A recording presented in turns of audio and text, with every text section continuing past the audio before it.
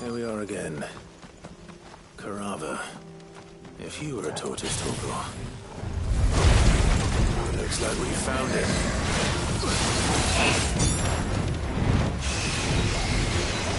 Too slow.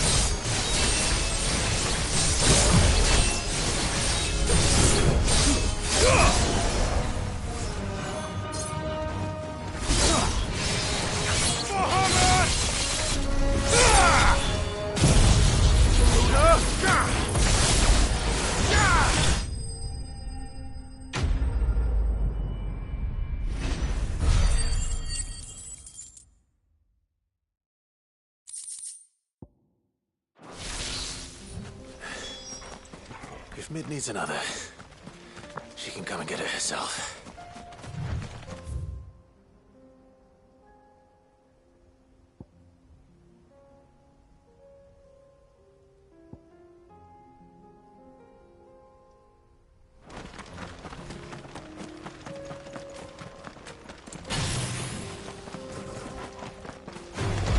This won't be easy.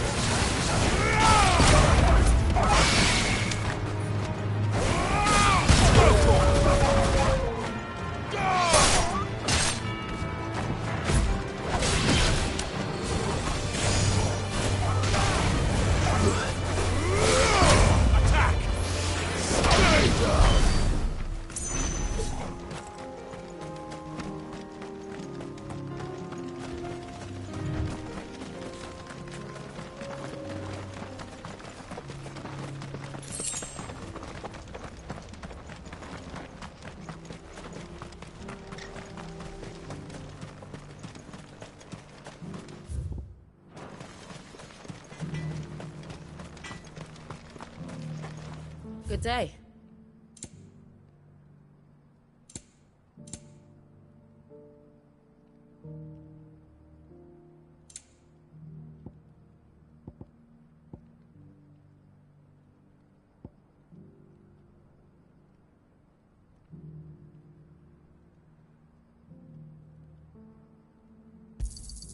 Here you are. Thank you.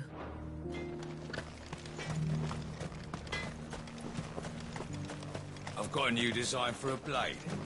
Titan's Razor, I call it. Cleave through rock as if it were flaxen thread.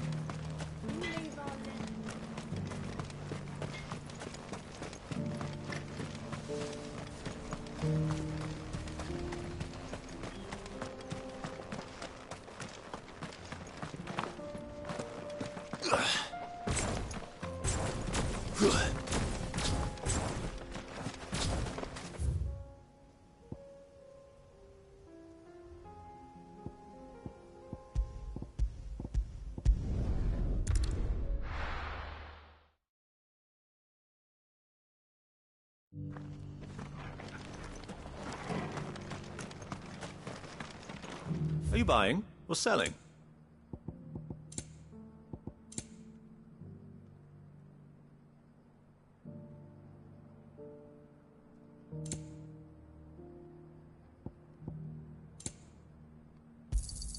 Fine choice.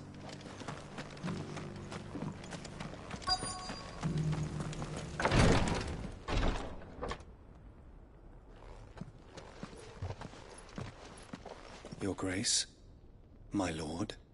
Cyril, you found a letter from Father? Yes, I have it here.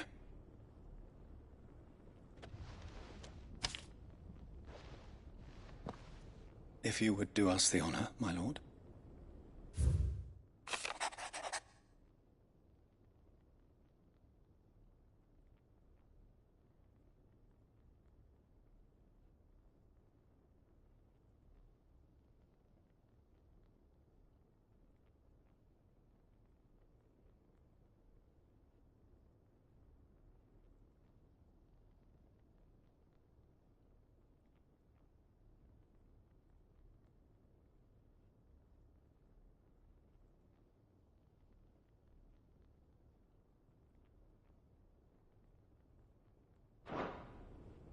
An inheritance. It would seem the late Archduke penned this missive shortly before his passing. The day before we left for Phoenix Gate.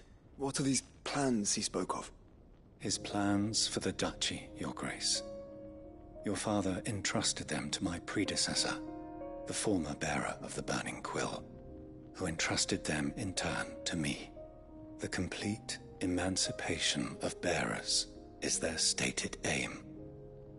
But your father's dream did not end there. His Grace also spoke of building hospices to care for those stricken with the blight spreading ever more widely across the twins.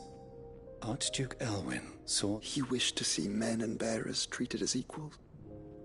To see centuries of common wisdom overturned. Small wonder he did not think it achievable within his life. But he thought it achievable nonetheless. Had he not, nor would he have entrusted his vision to his most faithful, those who would have stood with you, shielded you from the machinations of the less benevolent personages at court. It's a pity only they are still with us. 'Tis true that those most loyal to your father, but one at least remains. What do you mean? Mayhap it is better, after all. The duties entrusted to me by my predecessor extended only to recovering His Grace's will. And where is this woman? She awaits you in the archive, Your Grace. Thank you, Cyril. Shall we then?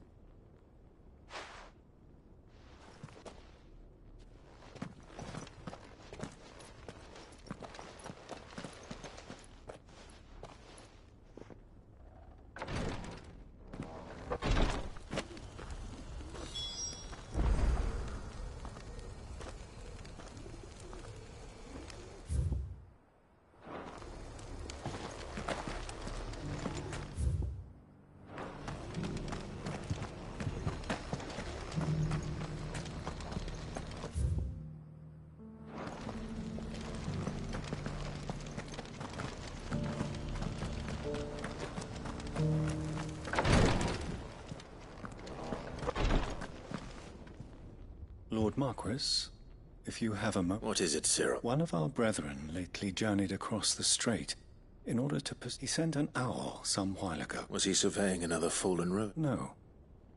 The object of his study was a savior cult that has arisen in Ash in recent years. An ancient religion that worshipped Ultima as its god. By gaining an understanding of this new faith, we hoped to learn more of the Circle's original belief. And so you sent one of your brothers to Ash?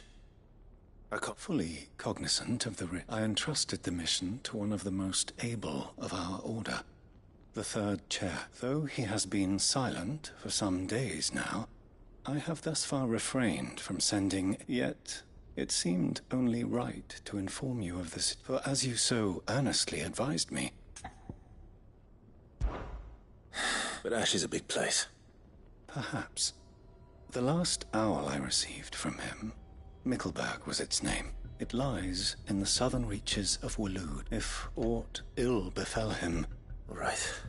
You are much too kind. Go then, with my hopes. And may the firebirds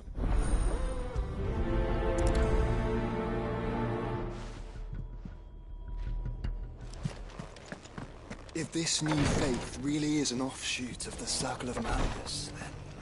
Let's concentrate on finding the third chair first, shall we?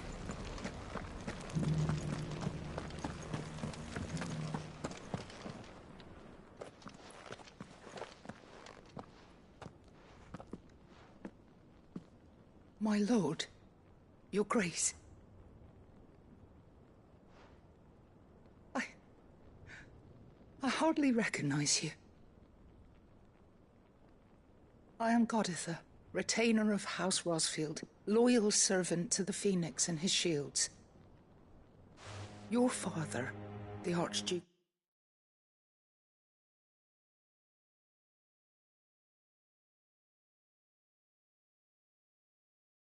Kelwyn entrusted me with the delivery of a gift. I only hope you can forgive my tardiness in bringing it to you. Lift up your head, Lady Goditha. You have our gratitude for your service to our house and to our father. I merely did my duty, as any proud Rosarian would. My lady, perhaps you could explain a little more? What exactly is the gift you bring? As I'm sure you know, it has long been the custom for the children of House Rosfield to be presented with certain keepsakes upon their coming of age. Indeed it has. Our father often spoke of the day when our turn would come. And had he lived to see it, he would have presented you with the treasures I bear. Matching armbands for you, but alas, he did not live. Indeed, he had intended to claim the Heartstone with which each armband was to be finished himself, but it was not to be. And his gifts remain incomplete. I see. It saddens me to bring them before you, as they are. It was your father's wish that you be presented with his grace long since gone, and the stone left unclaimed. I had little choice. You are grown men now, and while I would not presume to insist upon your claiming the Heartstone in his stead, I know that nothing would have pleased him more than for you to... Thank you, Lady Goditha. What say you, Clive? What else? Of course, my lady. May our father's will be done. Oh, I am much blood. Do you know where we might find this Heartstone? I do. Though it may be a matter of a good deal more than simply happening upon it. It is found in the bellies of elder griffins, you see. We do at least know where to find one. A certain specimen has made its nest in Titan's wake, not... A certain specimen? You are most perceptive, Your Grace. In answer to your... In fact, this is the very same beast your father meant to slay. I have been tracking its movements since you were but a... Were you to slay it in his stead, as men of House Rosfield? What say you, Joshua? What else?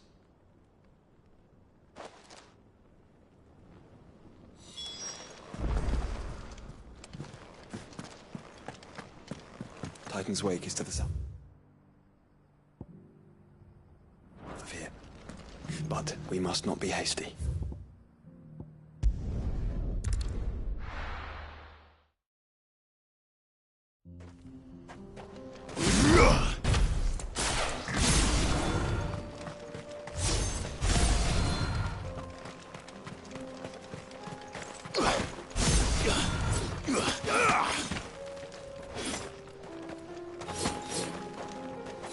Eyes peeled, Joshua.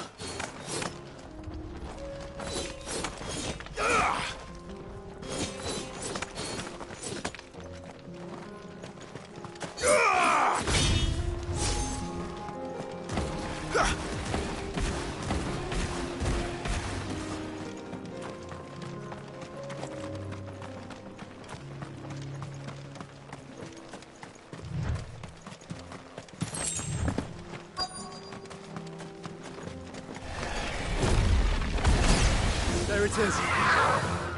The House Rosfield.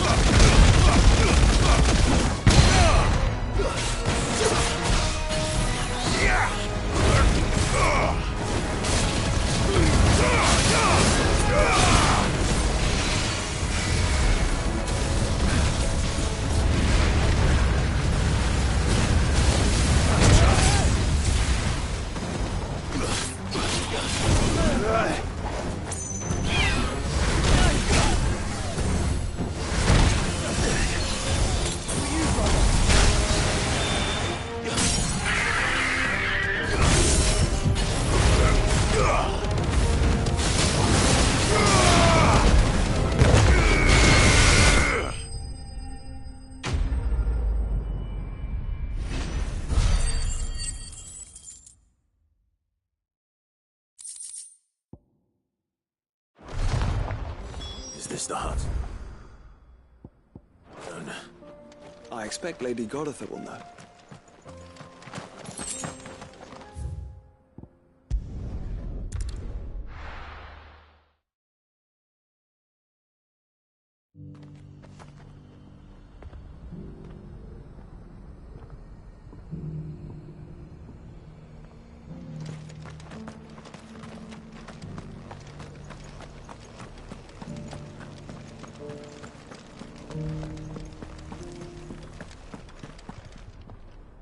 Oh, thank the Founder you were safe. The Griffin is slain now. And the Heartstone claimed.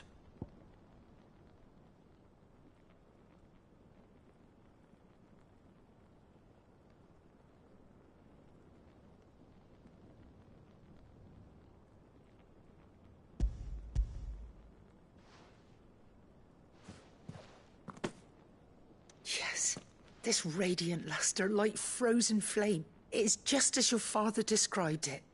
Thank you, my lord. Your Grace, your father would be so proud. Lady Goditha, the lapidary is ready. Thank you, Cyril. I will be with him shortly. If you would excuse me, I shall have the stone cut and set forthwith.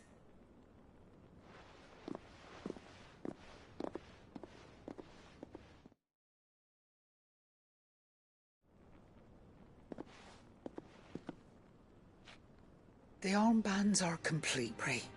Take them. They are yours, after all. Heartstone is harder and more enduring than garnet, or even ruby. It symbolizes unwavering will and devotion.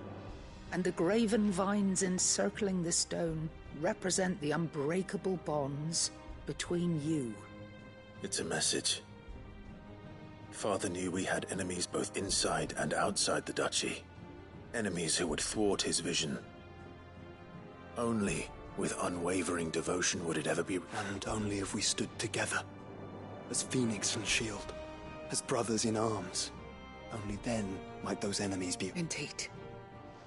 His Grace knew the enormity of the task he would entrust to you, is it? But this was more than just a message. It was a promise. That he would... Thank you, Lady Goditha, for remaining the steadfast... Forgive me, my lady, but there is something I don't quite understand. The Undying told me that after Father died, Mother claimed all of the ducal treasures for her own.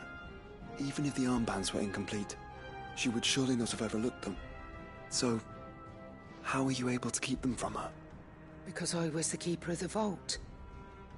Though I was but a lowly servant, your father spoke to me of his intentions for the bands, of the deep love he had for both of you, and his hopes for your future.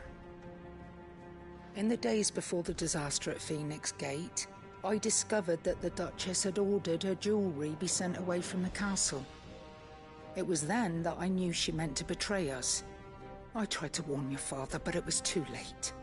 When word of the fire reached Rosalith, I knew my time was short. So I took up the armbands and I fled into the night. And thank the Founder you did. Yet my duty to your father was incomplete. Not knowing what else to do, I followed the Griffin, thinking I might claim the Heartstone on its passing. And so my pursuit continued. Until he informed me that His Grace's will had been recovered. Lady Goditha, on behalf of my father and all the people of Rosaria... As do I. Thank you for coming back.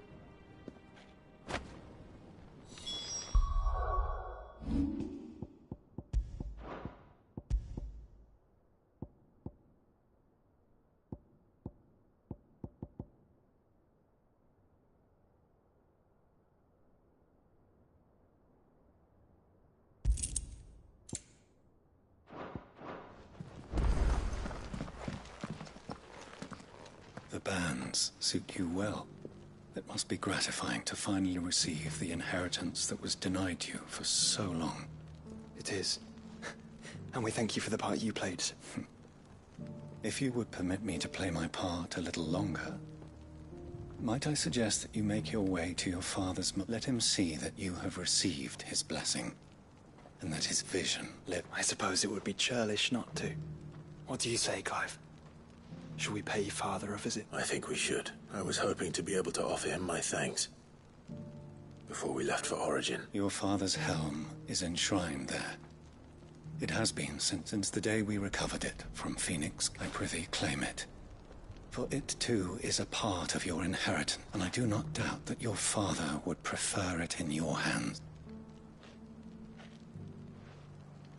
Thank you, Cyril.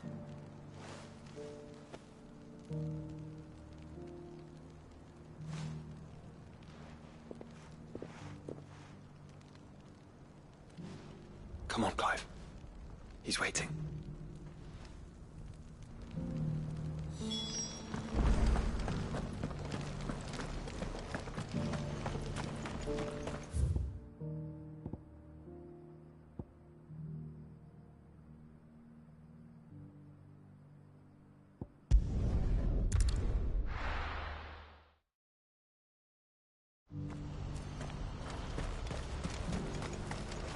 What are you looking for?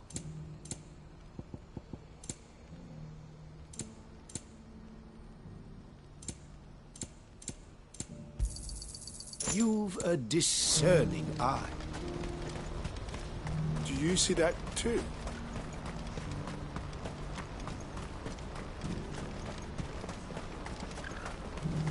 Papa? What is it? Oh, please. Just make it stop. Make it stop. I'm scared. It's all right.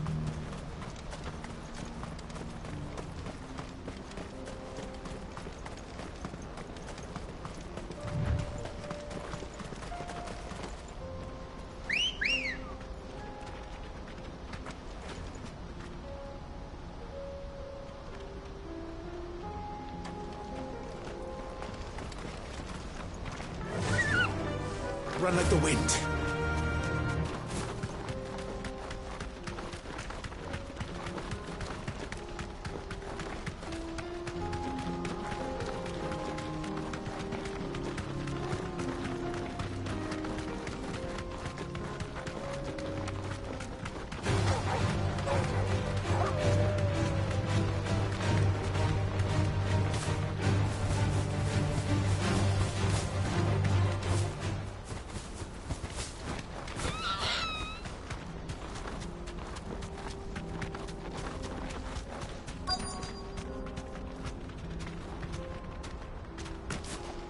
Can't be Rutherford, can it?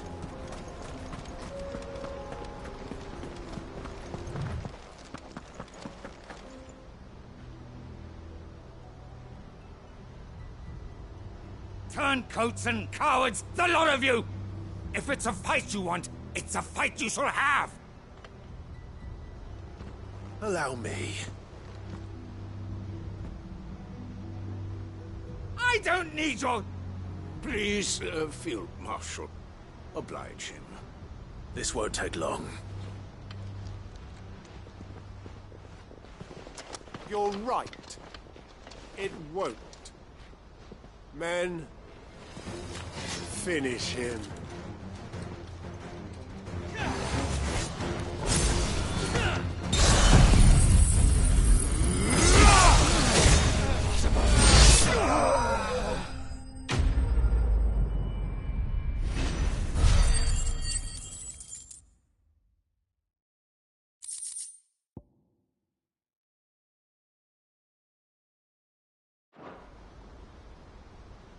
A little longer than I'd have liked.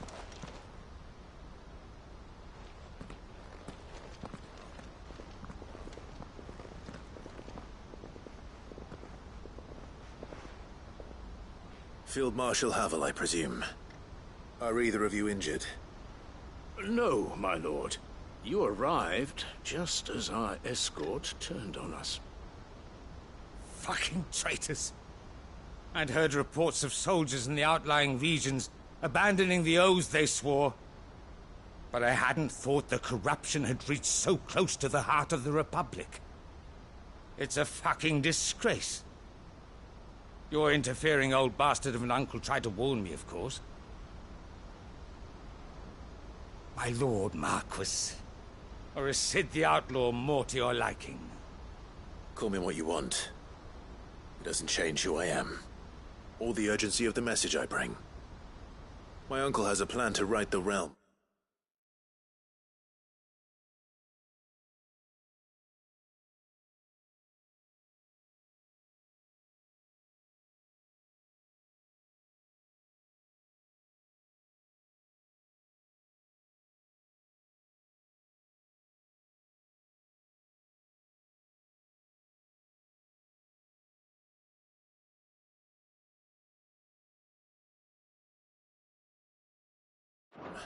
And he needs your help to see it through. Before I agree to anything, I'd have you answer one question. What do you stand to gain from all this? I won't deny that I might benefit from further chaos. But I seek a new beginning for all of us. And while the choices I've made may not always have been the right ones, I know I made them for the right reasons. For so long, so many of us have been told how we could live, how we could die, when it should have been our decision all along. Now we have a chance to put things right. But in order to take it, we must stand together, even if it be beside those with whom we don't see eye to eye.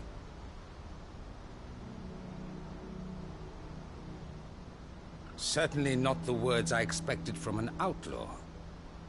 But perhaps your uncle was right. You are no ordinary outlaw. I'll never hear the end of this. All right. I'll start by ordering my most trusted guard to bring the Dhalmekian fringes under control. Next, I'll make contact with my counterparts in the Imperial Army and see if I can't convince them to try and restore order in their own territory. Thank you, Field Marshal. But they are not the only ones we will need to convince. What do you mean? I don't doubt that I can bully some sense into a few generals, but those they answer to require a different kind of persuasion. And when it comes to honeyed words, well, we will need an envoy. One who can court even the most stubborn of statesmen. You, perhaps. I'm flattered. But I'm no diplomat either. And I have other problems to attend to. What we need is a skilled arbitrator. And I may know just the person. Is that so? And would he happen to be an outlaw too? Of a different kind, perhaps. Beggars, I suppose we'll all have to find a little of the outlaw in ourselves if we're to make it through this. I shall.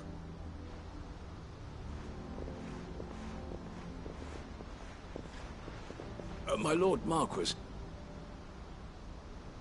your Lord Uncle bade me escort the Field Marshal to his manor in Port Isolde. And I will see that my associate joins you there. Very good, my lord.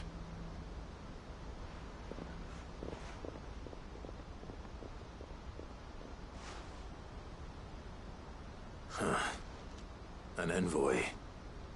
I'm not sure I'm the man to talk anyone round. I can barely convince my brother to take his medicine. Someone like Quentin. I hope I can convince him at least.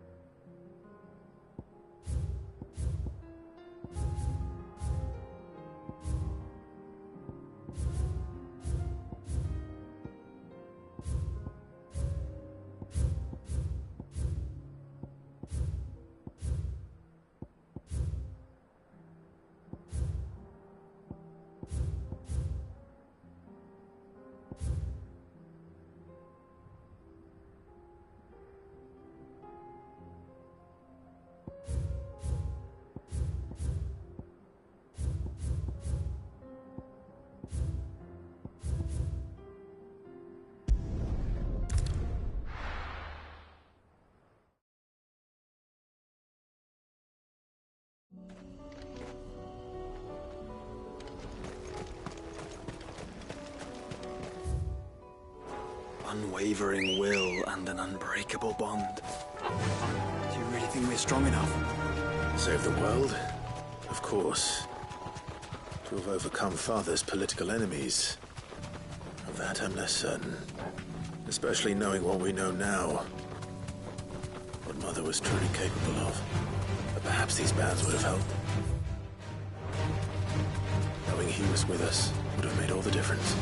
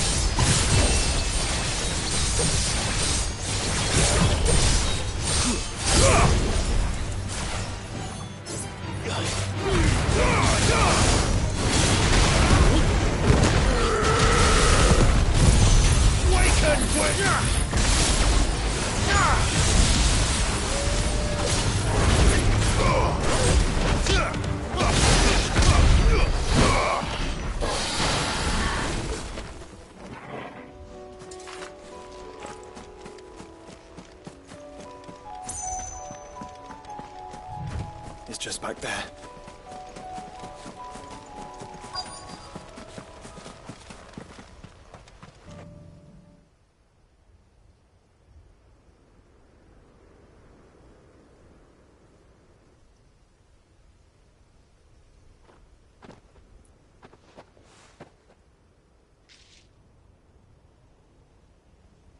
Father always fought for what he believed was right.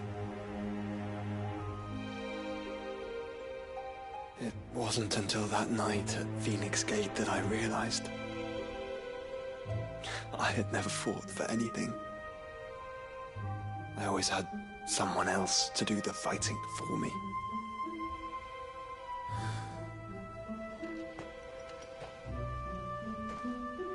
No matter how fate conspired against him, he never lost heart, never looked back, never stopped fighting. To me, he was the greatest of men.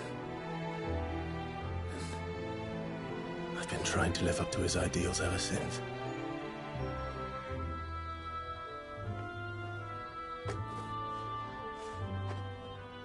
We all have, Clive. We all have. And we'll keep trying. Because that's what he would have wanted. What he would have done himself. Even if it meant standing against the very gods in the heavens. I shall be borrowing this, Father, if I may. That you might watch over us as we follow in your footsteps.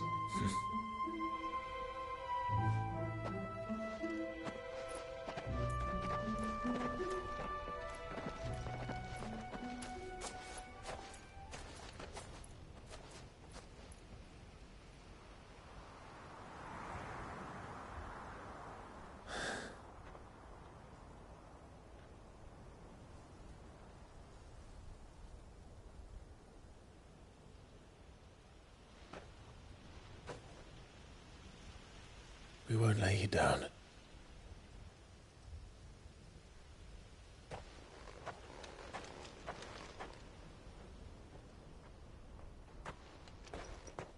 Onward then. Onward. To the end. And to a new beginning.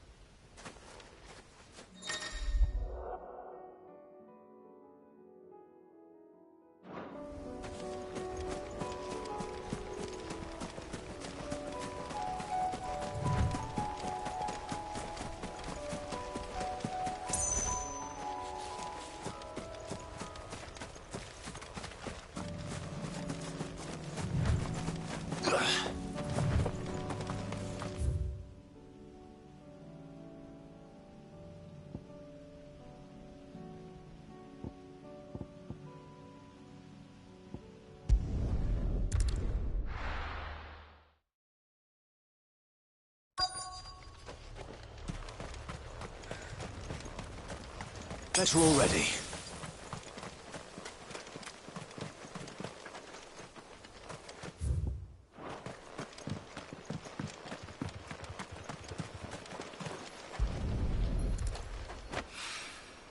Mid's oil. After what happened here, it's a miracle there was any left at all.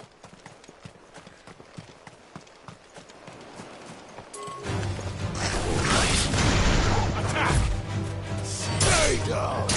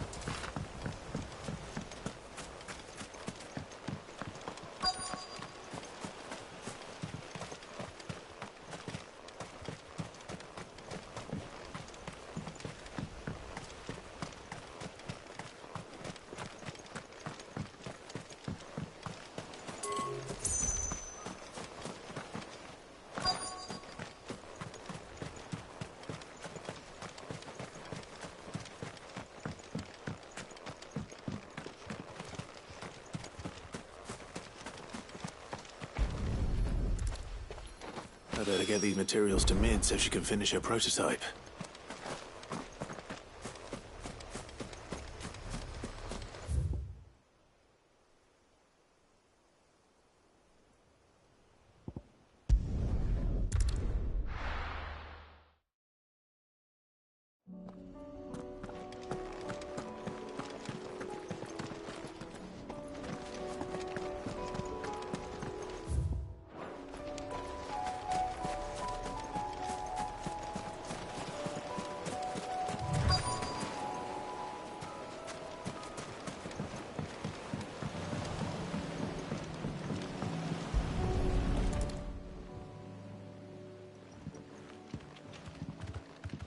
It's still here. After all these years. A lot smaller than I remember. And you're a lot bigger. You might have to swim, boy.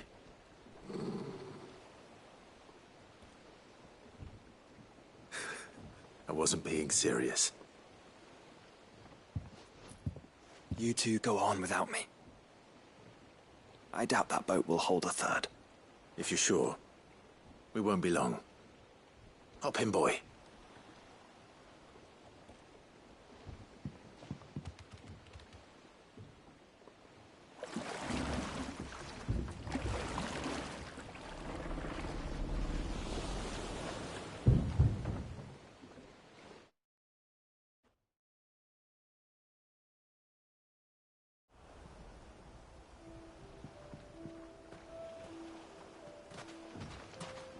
This place hasn't changed at all. The rookery's right through those trees. Come on. Race you there? I bet I could still beat you.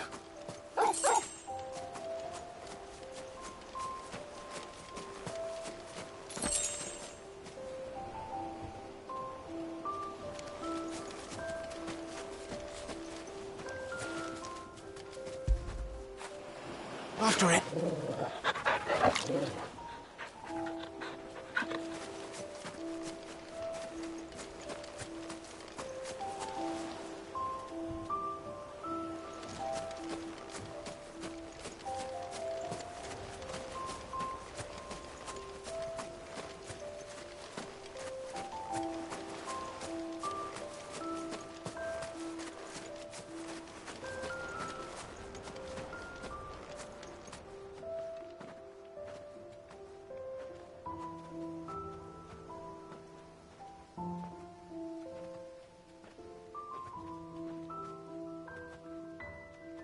Here we are.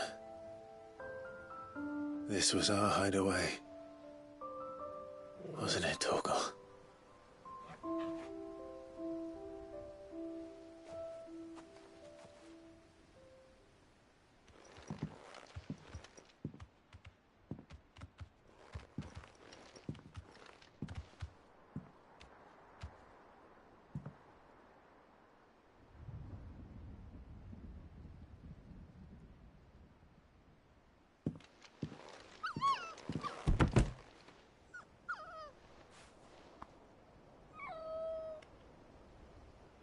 Coming here helped me to forget who I was. Or wasn't. Prince, shield. Son his mother could love. Had I been any one of those things? Perhaps.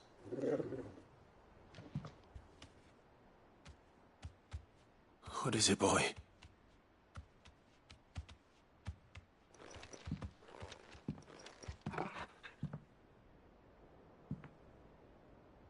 This is all from the castle. And Phoenix Gate. Did you bring these here?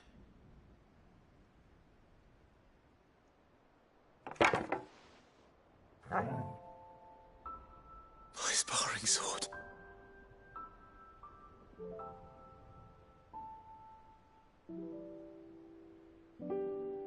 Well. You never stopped looking for me, did you, boy?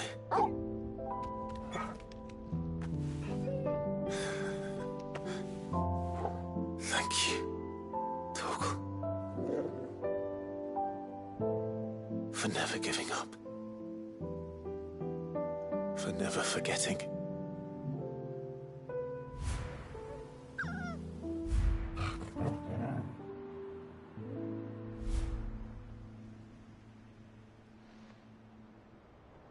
Let's take this with us, shall we? So I don't forget either.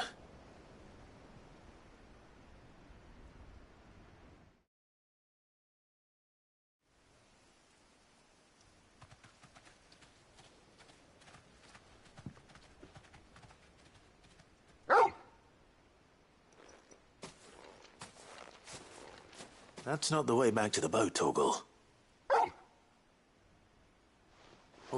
All right. I'm coming.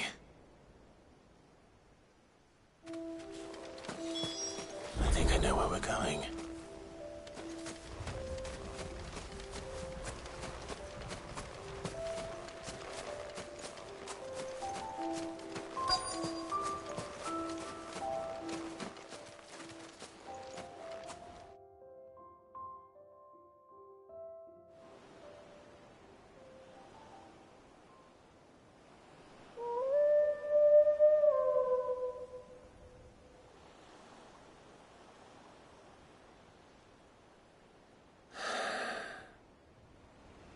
People always talk about the importance of putting the past behind you.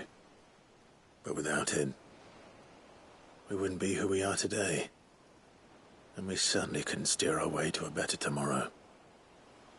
Come on, Torgal. Let's go home.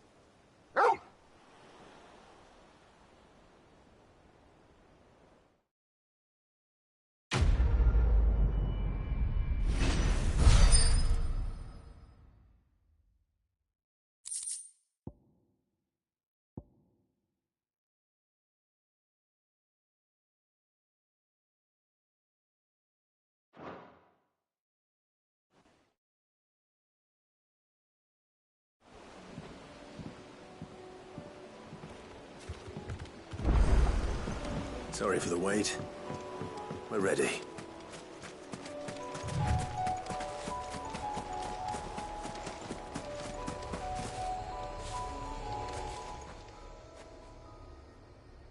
Well, this isn't at all foreboding.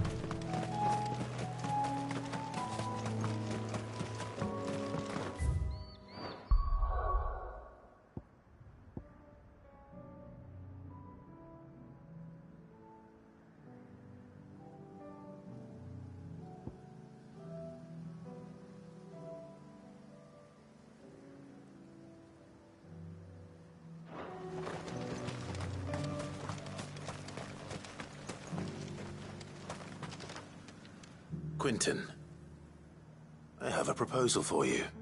Do you now? Something tells me you'll be asking more of me than a cask of Gotand gold. Go on, then. Propose.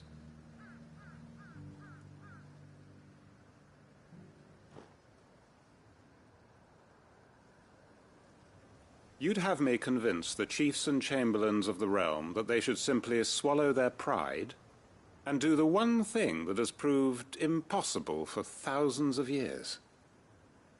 Was there anything else? Perhaps I can fetch you a meat pie as well. I know it's a lot to ask, but I can think of none better suited to the role. And you'd have me give up what little I have left to do it. I told you, Clive. The people of Lostwing are my family, and I cannot abandon them. You'll have to find someone else. I'm sorry to hear that. So am I. And why might that be? What he's asking. How's it any different to what you've done so far? They want you to speak for those who can't speak for themselves. That's what you do best. If it's the vineyard you're worried about, we'll see that the grapes are picked and the tons filled. You know we will. It's not that. Then what is it? You said yourself we're family. Don't you trust us? You know that's not what I'm...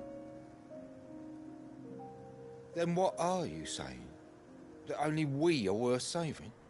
Why turn your back on everyone else?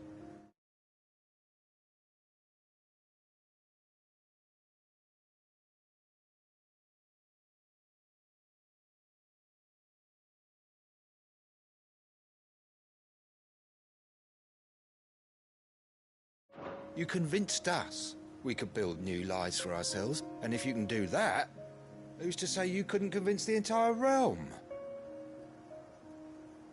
A stirring argument.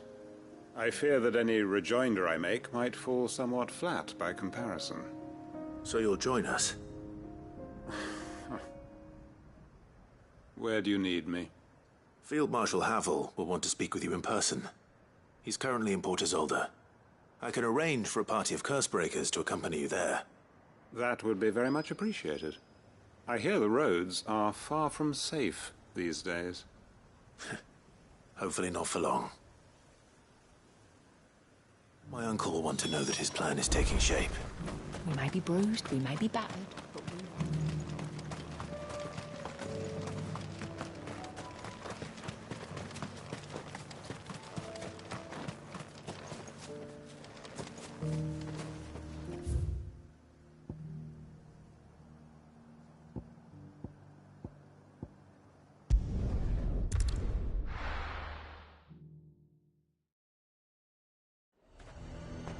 Nazaire might at least have mentioned where in Northreach he'd be testing this recruit. For that.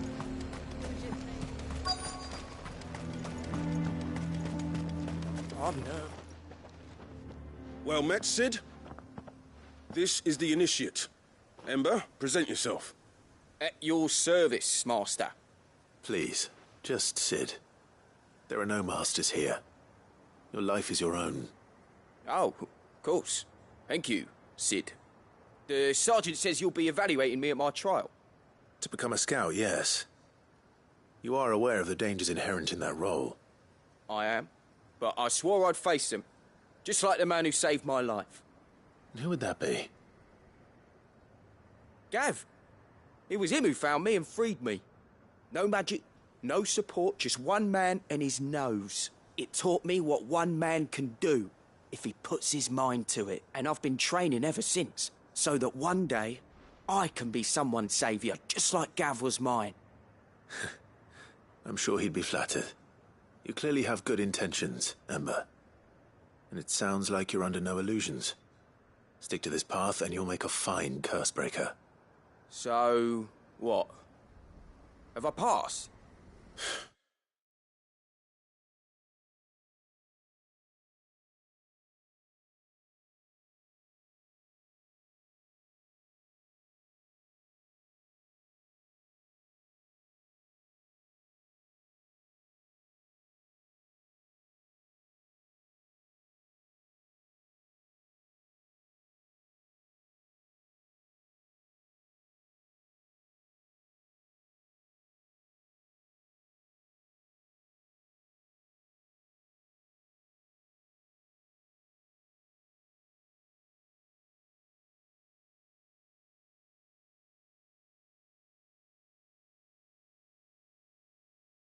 You haven't even started yet. Now listen.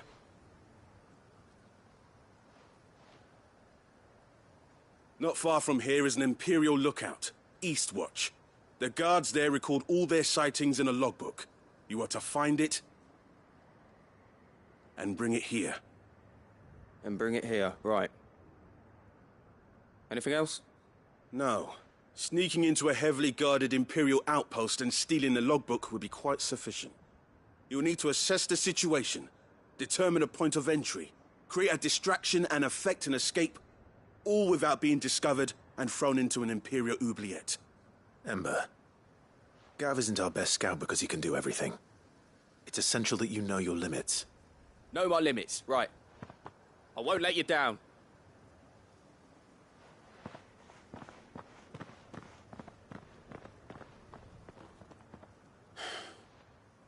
It shouldn't be as dangerous as I made out. But keep a weather eye on him all the same, would you? On my way. All right, Ember. Impress me.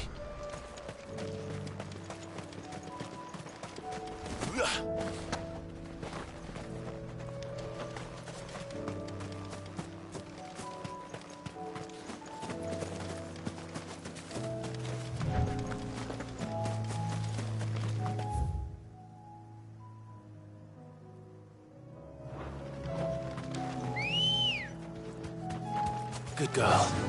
Yeah!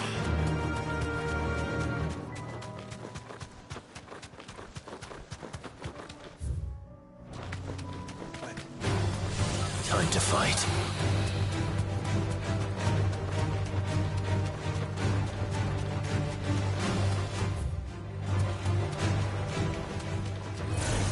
Enough of you.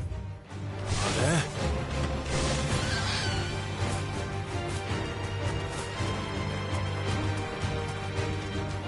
These are clean kills. Perhaps young Ember really is ready. Or maybe not.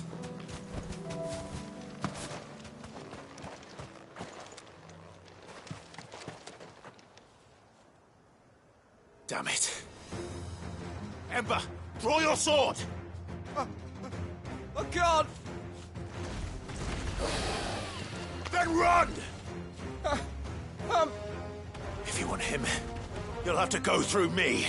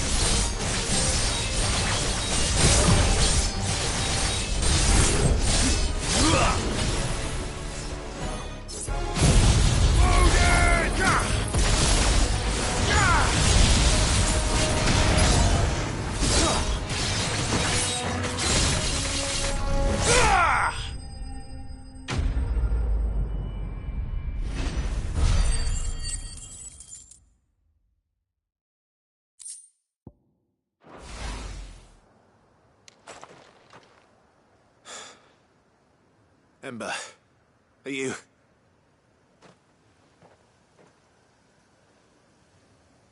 Gone. Of course. Scouts really are a rare breed. Back to Northreach it is, then.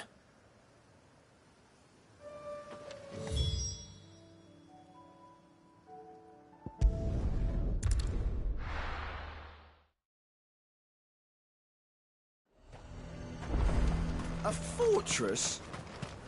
And who'll pay for that? Who do you think?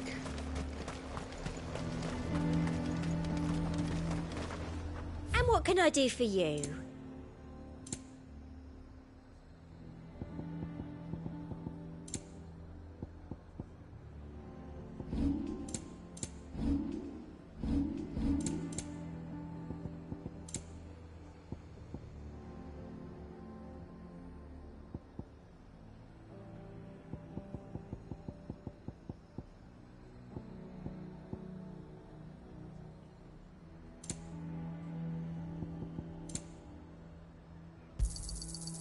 You've a keen eye.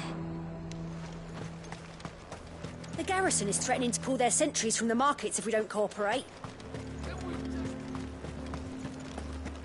I would speak with this Duke. I saw the captain just now. Your town needs you.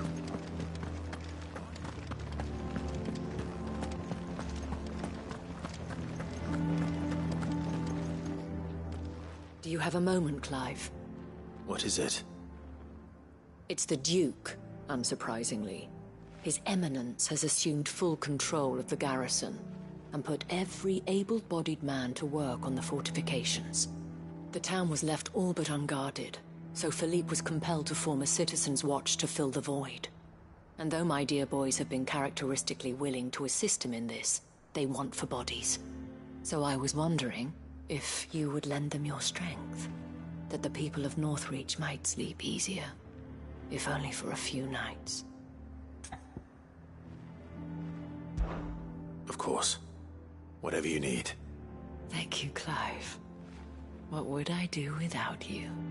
Philippe told me he had men stationed at... Where can I find the mistress of this establishment? Here, my lady. To whom do I have the pleasure of speaking? My name is Sabine, and it is my displeasure to be the daughter of the Duke of Oriflamme, who I understand is causing you and your town no small amount of trouble. I wish to speak to you about what might be done. Very well. Let us speak. I trust you'll forgive me, Clive. Absolutely. Our conversation can wait. Please, proceed. As you know, my father is a most overbearing and supercilious man, and I join you in objecting to his every action. Indeed, I owe you my thanks for continuing to argue against his reckless plans. Yet I fear he is not one to be swayed by reason. No. He must be made to face the consequences of his actions. And who would make him do this? I would. Myself and several other like-minded individuals. Were you to join us, we would surely have the strength to drive him from Northreach for good. Does that not seem a trifle... drastic? Drastic action is precisely what is called for. Unless you are content to see your people downtrodden and dispossessed. My father would have it that citizens exist only to serve the Empire. That they should be forced to make every sacrifice to ensure her revival. But he is wrong. It is not the people who must serve the Empire, but the Empire who must serve her people. He's always been like this. Scornful of the opinions of anyone he judged beneath him. But he cannot be allowed to ride roughshod over the common folk any longer. We must fight him. By all possible means. Fight him? No. My purpose is to quell the tension in Northreach, not to stoke it. Respectfully, my lady. Our only chance of saving this town depends upon every one of us uniting against our common enemy. Your father and his followers included. While I understand your frustrations, I cling to the hope that he may yet be won round. False hope, I assure you. But I see that your mind is made up. I shall bother you no longer. If you will extend me the same courtesy, I bid you good day. She certainly has spirit. Indeed. But unfortunately for us, that spirit is only likely to harden the Duke's resolve, which may be enough to seal the fate of this town. Not that she cares. This is all about her and her father. Families. I'm sorry, where were we? But perhaps it's better that you heard them from here. Right away. It's just a pity I cannot join you.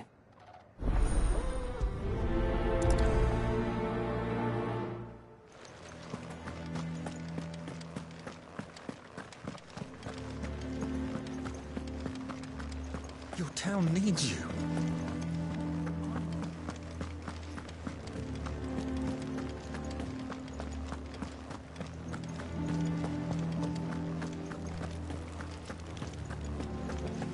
What does the dame have to say about all this? So you are content to abandon... Please, I beseech you. If you are a true son of Northreach, you must fight to defend your home. That's exactly what I am doing, milady. Or trying to, at least.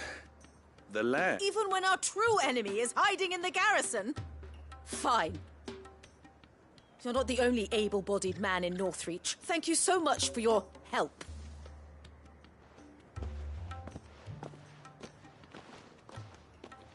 She cornered you too, then? Could hardly get a word in edgeways. Like father, like daughter, eh? She made an uninvited appearance at the Vale earlier, hoping to convince the Dane to join her in fomenting rebellion. I bet that went well. Her ladyship seems to have a way with people. Anyway, what brings you here? Our mutual friend thought you might welcome some help. Oh, right, as always. We've had some reports, you see. Sightings of, you know what. They're back. Seems that way. All over, too. We haven't been able to confirm anything yet, but if you're willing, you could go and see what's what. Right. Where should I look? You know Grieger's Weep? One of the sightings places them somewhere on its shores. I'm on my way. Thank you, Clive. I'll look into one of the other sightings.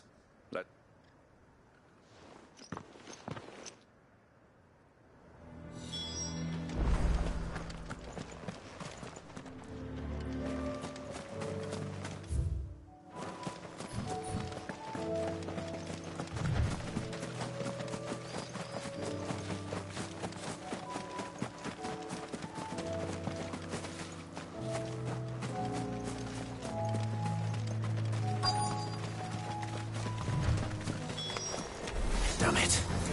The reports were true. I need to stop them before they get to the town.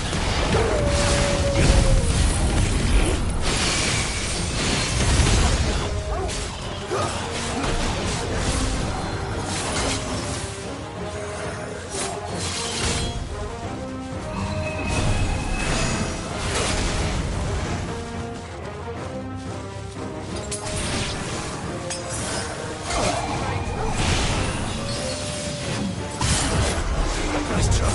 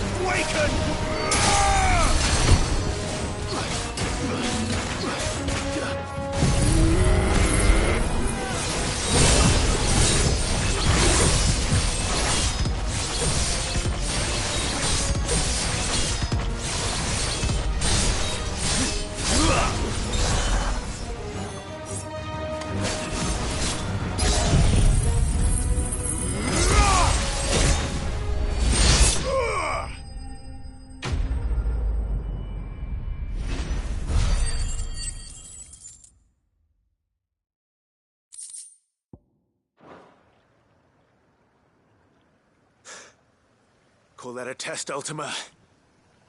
Clive, it's me. Are you all right? I am. But it seems the reports were true. The thralls have returned. I dispatched the few that I found, though. Well, there's something, I suppose. But what were they doing south of town? They all came from the north last time.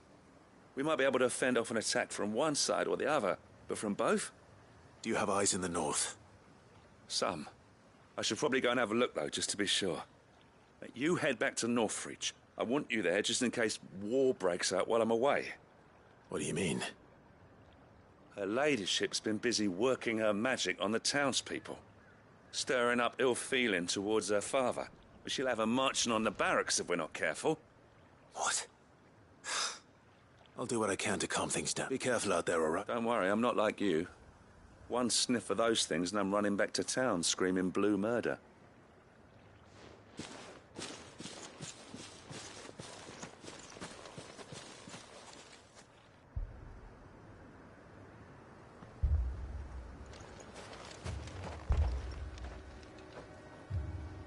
Do you you not see, Father? The people of Northreach have given enough, and only a fool would ask for more. Listen to me, Sabine. Where would our people be without their country, hmm? The Empire is their sword and their shield. It is she that ensures they can live without fear. And now she teeters on the brink. Without their sword, how will the people fight? Without their shield, how will they protect their kin? Can the unarmed stand against the advancing hordes? No. But there is yet hope. A new shield, a new sword. A new empire. We can rebuild Sandbreck, just as Great Grieger wills it. Perhaps we could, Father. But we don't want to. Not if it is built on the broken backs of the people. Please, let us not quarrel in the street. You must see that no good will come of this.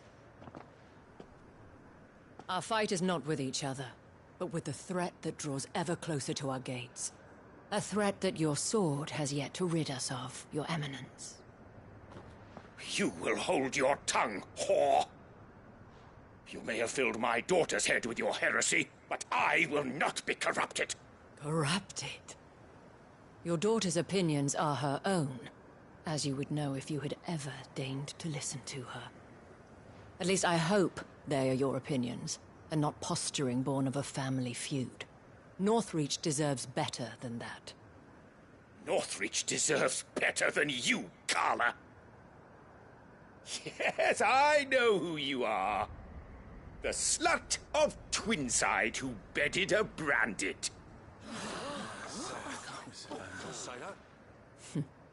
Jealous, are you? That a woman might choose a bearer over a pious man of Grieger. Clive! I met a swarm of thralls coming south from Oriflamme. Hundreds of them. Too many to count. Oh, fuck. No. Work on the fortifications has scarcely begun. We will retreat to Caer Norvent and there make our stand. Did you hear me? That was an order! While this is but a heartfelt plea, let us make our stand here and protect our homes. Protect those that we love. Together, for Northreach!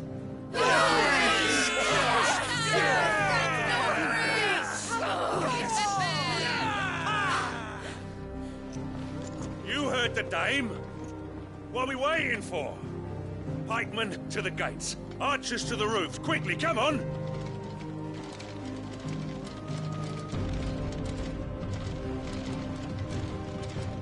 But she is but a common... whore, yes. And we'd follow her to the gates of hell.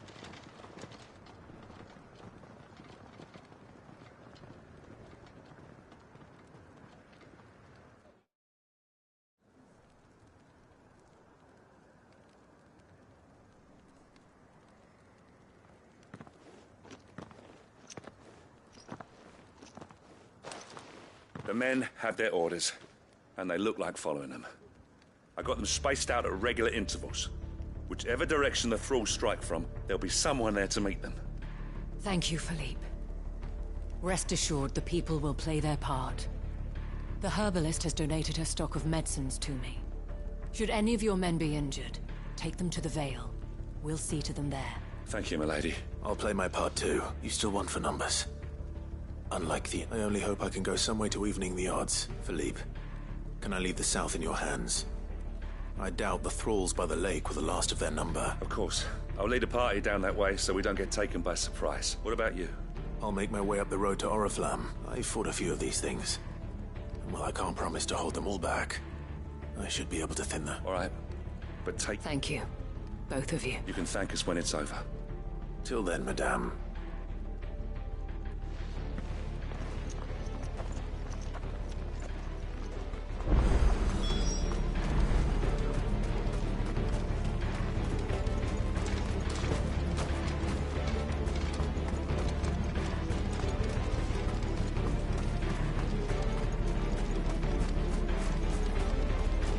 with the wounded.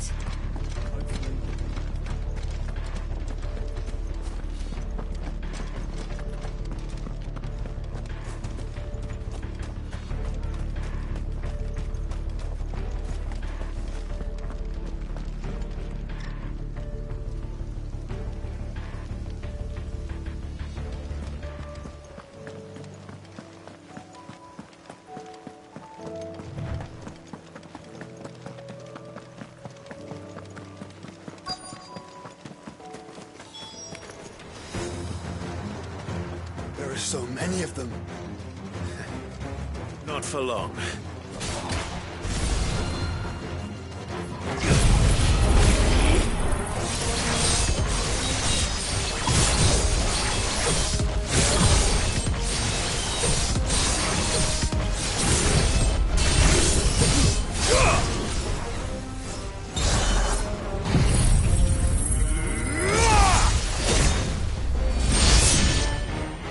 Is it over?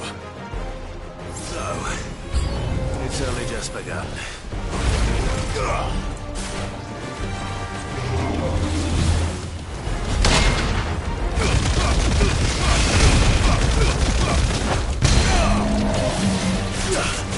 Let down!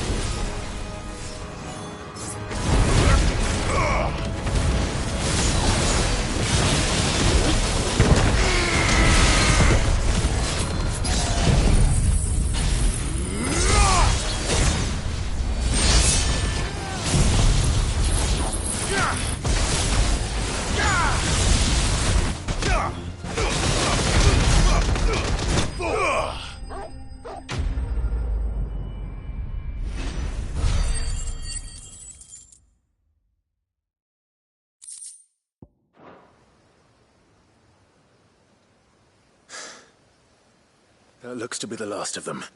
I wonder how the others fared. Better hurry back to town. Come on, Torgal.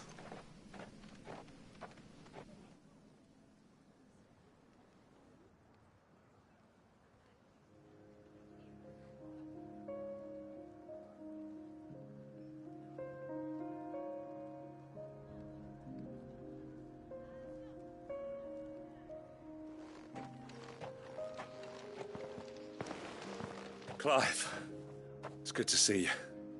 And you. The road to Oriflamme is clear. How did you and your men fare? Well, we ended up fighting for our lives down by the lake. Took a few nicks, but nothing the girls at the Vale can't put right. Glad to hear it. Well, it seems we've survived. For the time being, at least. I thank you both for answering the... You were right. And I was wrong.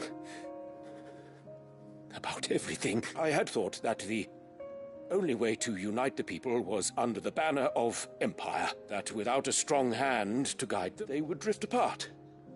To be borne hither and yon by the eddying currents of fate. But you brought them together, not by force, nor by the exercise of goddess-given authority, but by simply being one of them.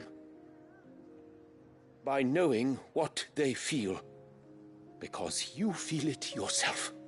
Our purpose was ever the same, Your Eminence. You were merely distracted by a loftier vision of empire and glory, while our eyes beheld matters closer to home.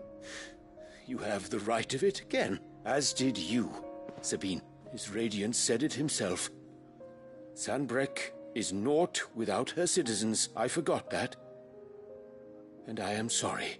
I'm sorry too, Father. I should never have taken things so far. I only wanted you to understand how the people felt. How I felt. Do not blame yourself, my dear. This was my doing. I should have listened to you. To all. Your Eminence, your ladyship. I do not doubt that you came here with the best of intentions, but I believe the same could be said of us all. We all want safety, security, prosperity. Not just for Northreach, but for the entire realm. And we may yet achieve it. If only we work together. Will you join us in this? Yes. We shall. Thank you, Your Eminence. Now that that is settled, I must go and see to the wounded. The Vale's doors are always open to any soldier in need of relief. And today there are more than ever before.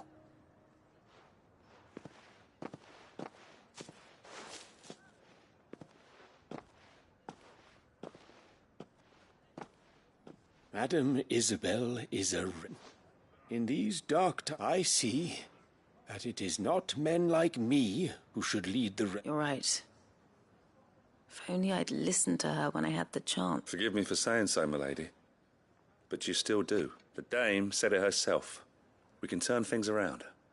We just have to work together. And that goes for you, too. You're one of us now. One of you? Well said, Captain. Let this be a new... Well, I should see if Isabel needs any help moving the wounded.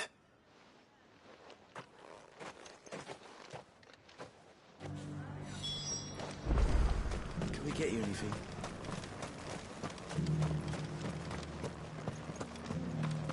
There's no need to worry any longer. I saw several soldiers being carried to the Vale. How goes the treatment of the wounded?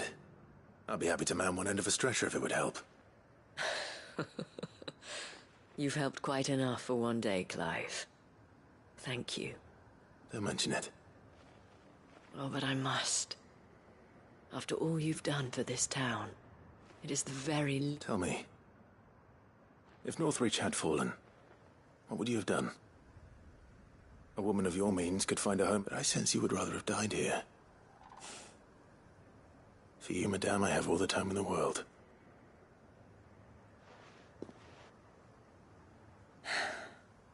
Very well.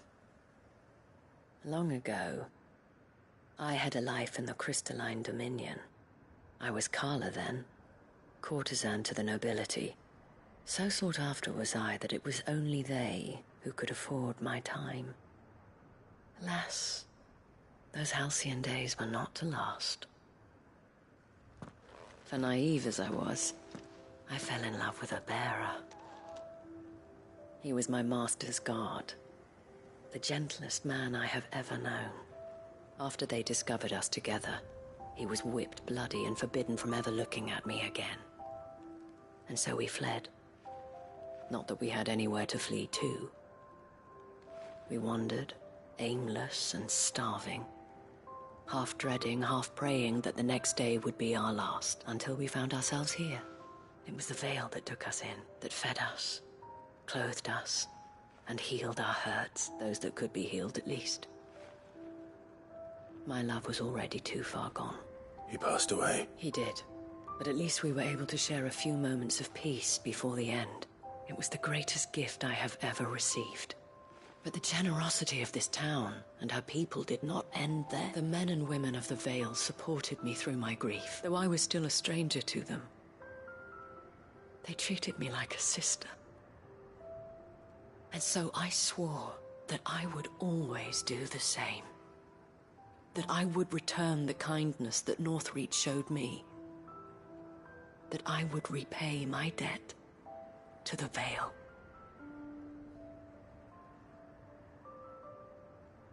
Thank you, Isabel, for sharing this with me. You're a lot like him. Perhaps that is why I have such a soft spot for you. Never stop fighting, Clive, and I shan't either. I know that it will not be easy to keep Northreach together. But our efforts will be rewarded. The people, the soldiers, even the Duke of Oriflamme and his daughter, all united in defense of this town that we have. And what of you? Can we count on your support too? Always.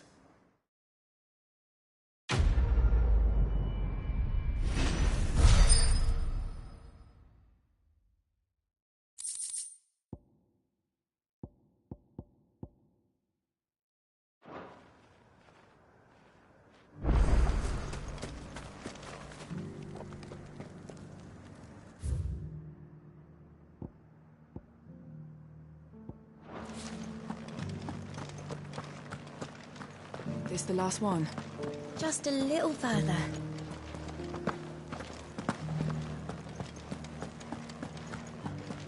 Will you lend me a hand? They're still injured in the market.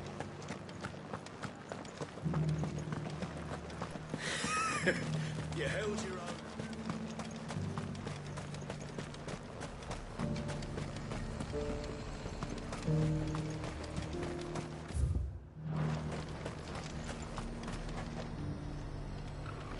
I could give you another elixir.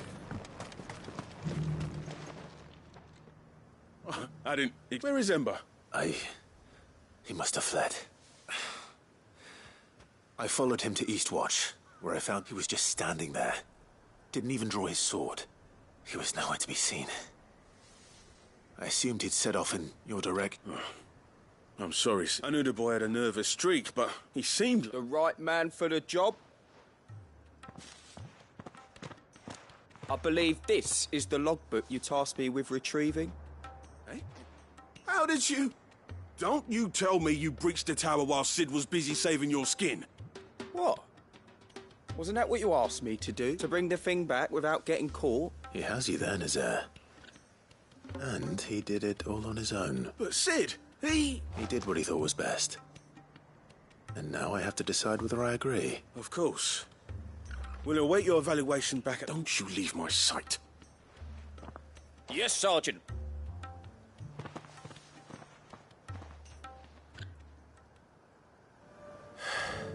This won't be an easy decision.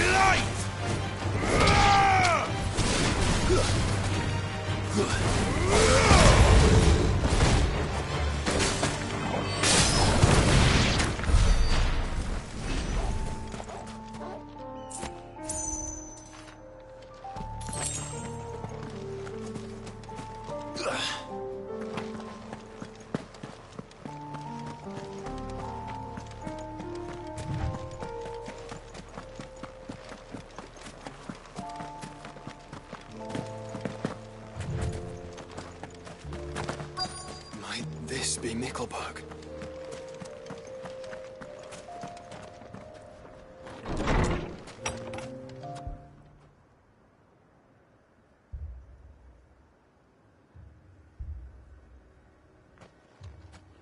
These people aren't turned. And the village seems safe enough at least.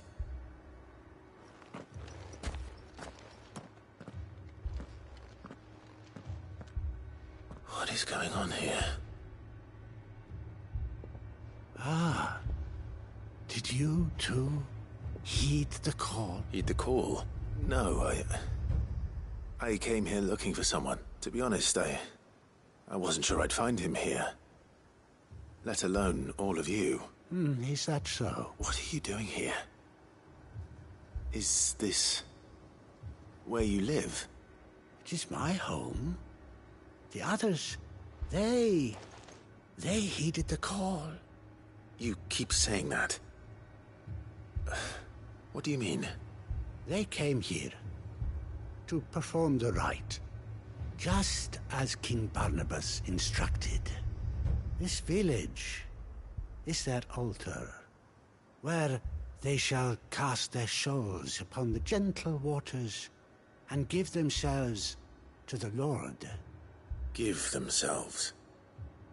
Oh, Lord, cleanse us of our sins. Let us be reborn in your loving arms. Free us from the torment of this mortal realm. They want to be saved. Forgive me. But did another foreigner, like me, come here? He was probably wearing a cowl. You mean the traveler from Stone? Yes. He is staying at my house, toward the rear of the village. Thank you. If you don't mind, I'll go and greet him. They seek the same salvation Barnabas did. At least the third chair still lives. Let's go and find...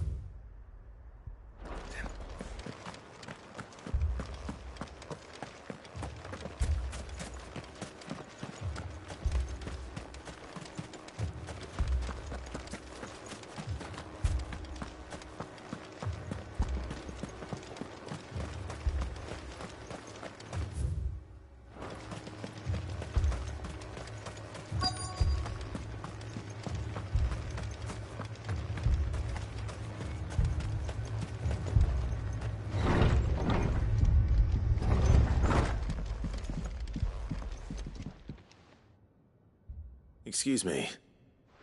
Are you with the Undying? I am. And so it would appear, are you? Lord Rosfield, if I am not mistaken. That's right. And you must be the third chair. I am. Cyril was worried for your safety. He sent me to find you. Then I must apologize. I did not mean to trouble the bearer of the burning quill. Much less you, my Lord Marquis. He said that you had failed to report. I came here to study the followers of this new faith. But the more I learned of them, the more my own faith began to falter.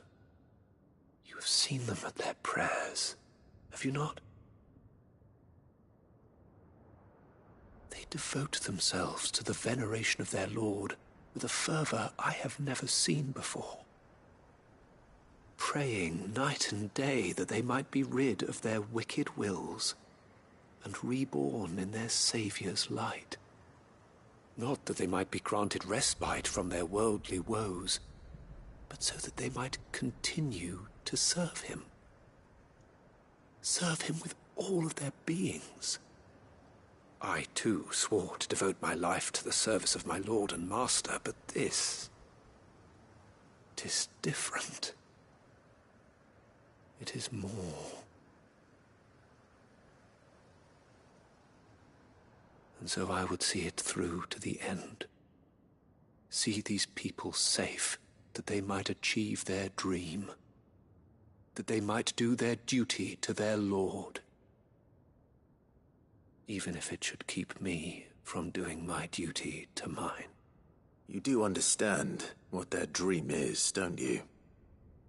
I do, my lord. They would cast aside their wills and become Akashic. I know that it may be hard to believe, but to these people, that is the very essence of salvation. Forgive me, my lord, but I must remain here. If you are to return to Master Cyril, I would consider it a great... Did you hear that, my lord? Something is happening. I'll go and find out what. Stay here.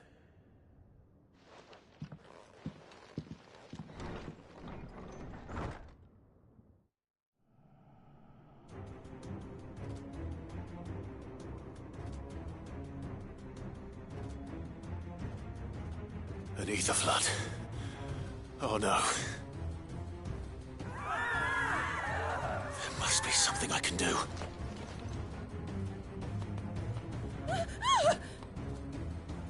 Echoes as well. Found her. Ready, brother? Ready.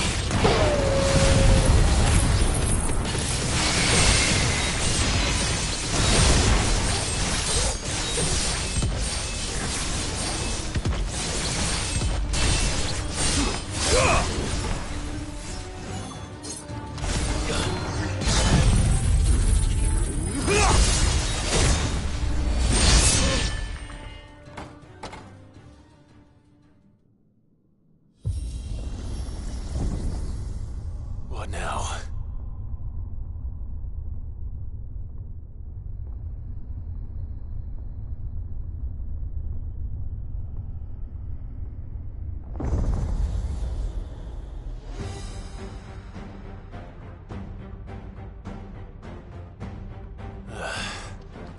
We meet again.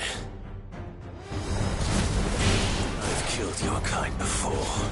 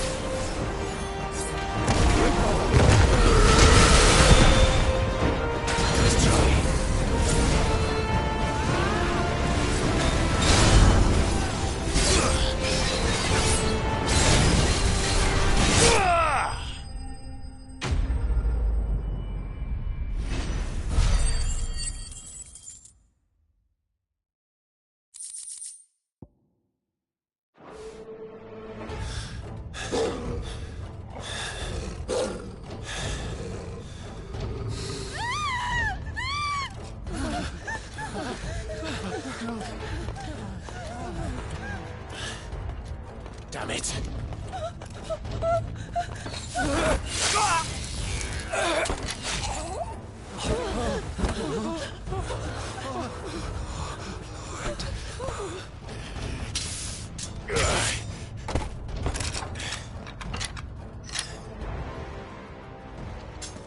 Don't you die. Come on, speak to me. I had to save them, that they might have a chance to find true salvation by devoting themselves to the service of their Lord. Just as I did when the Undying plucked me from the gutter and gave me a cause to believe in. A duty to serve was everything to me, and I would not deny them that fulfillment, even if they must become a Kashik in order to achieve it. Forgive me, my Lord Marquis. I did not mean to trouble you with this. My findings. Could you deliver them to Master Cyril for me? Of course. Your duty will be done.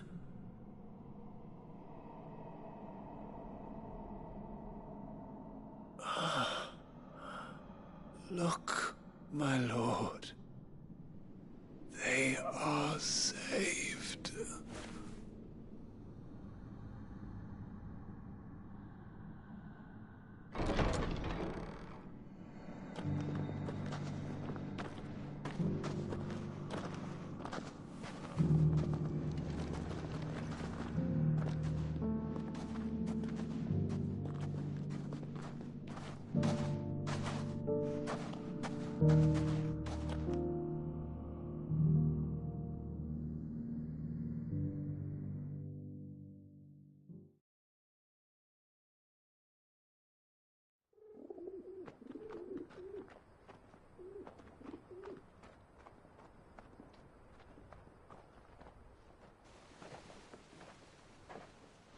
They are saved. Founder. I should get this report to Cyril.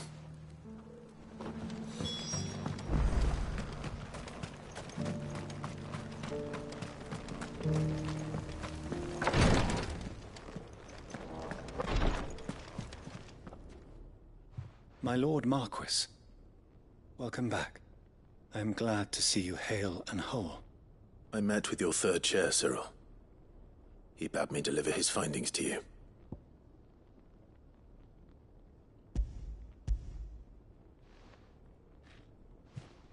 Thank you, my lord.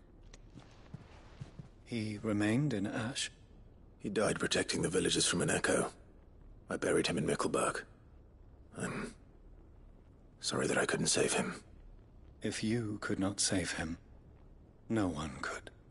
The villagers, they were believers in this savior cult. They prayed to their god that they might be unburdened of their wills. Then an ether flood came, and their wish was granted. Your brother sacrificed himself that they might live, even knowing that that life was death by another name. Then he perished defending liberty. A hero's end. For the right to choose how one dies is no less sacred than the right to choose how one lives. Sid would agree. He wanted to build a world where people could die on their own terms. A noble ambition. To die for one's cause is the most perfect expression of one's faith.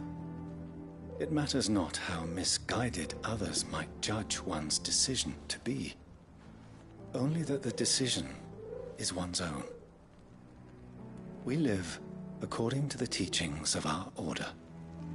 We believe in them, we protect them, and yes, we die for them. For better or worse, that is our creed.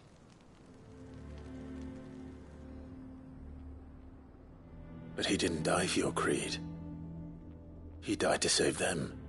And you still believe that what he did was right? I believe that he believed it was. We of the Undying are not slaves, but willing servants. And this was his will, the ultimate expression of it. All right. I'd like to know this man's name, Cyril.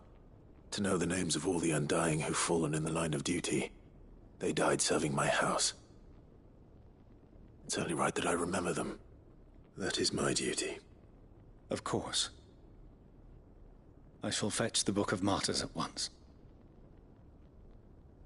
My lord, it has been, and shall ever be, the greatest honor of my life to serve House Rosfield. Though our duties may differ, yours is no less important. I pray with all my heart for your success. And were they here, I have no doubt but that every one of my fallen brothers and sisters would feel the same.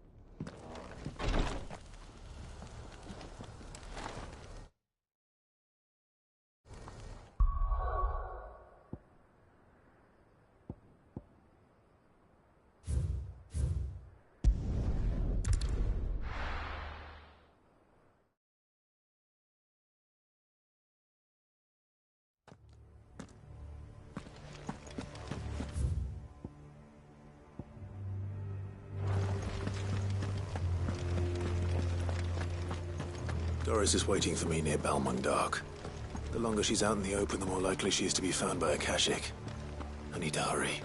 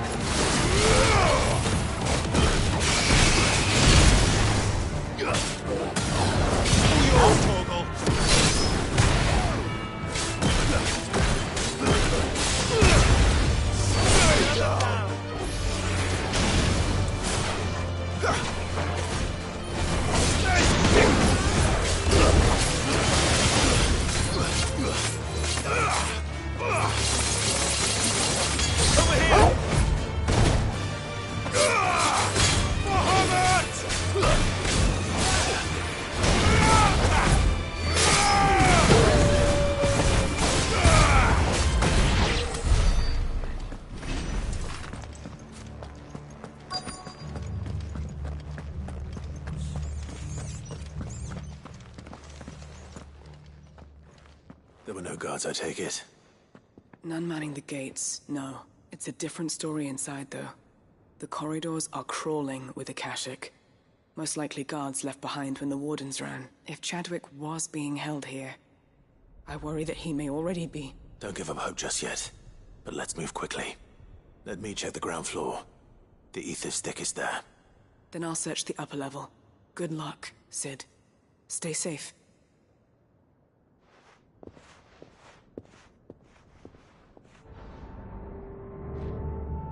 Just how bad are the floods inside the walls? Bad enough to turn a bearer? I hope not. We're risking a lot just being here. Better keep...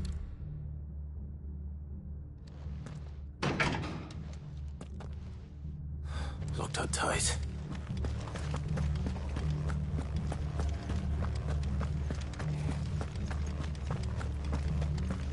Have care.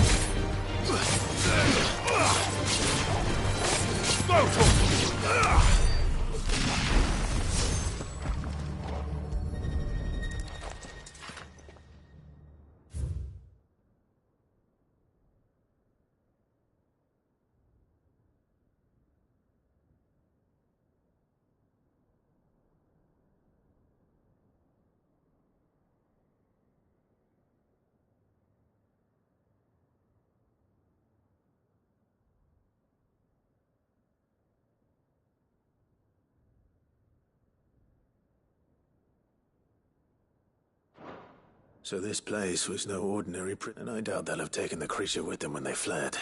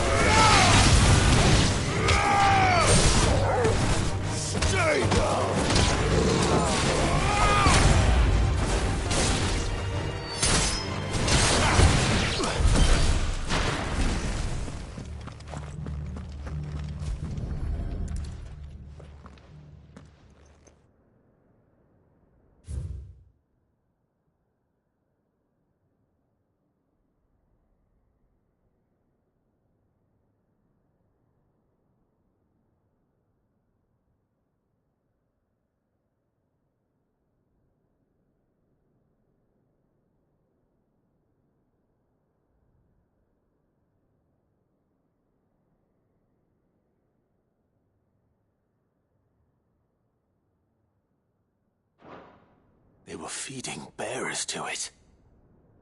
This is even worse than I'd feared.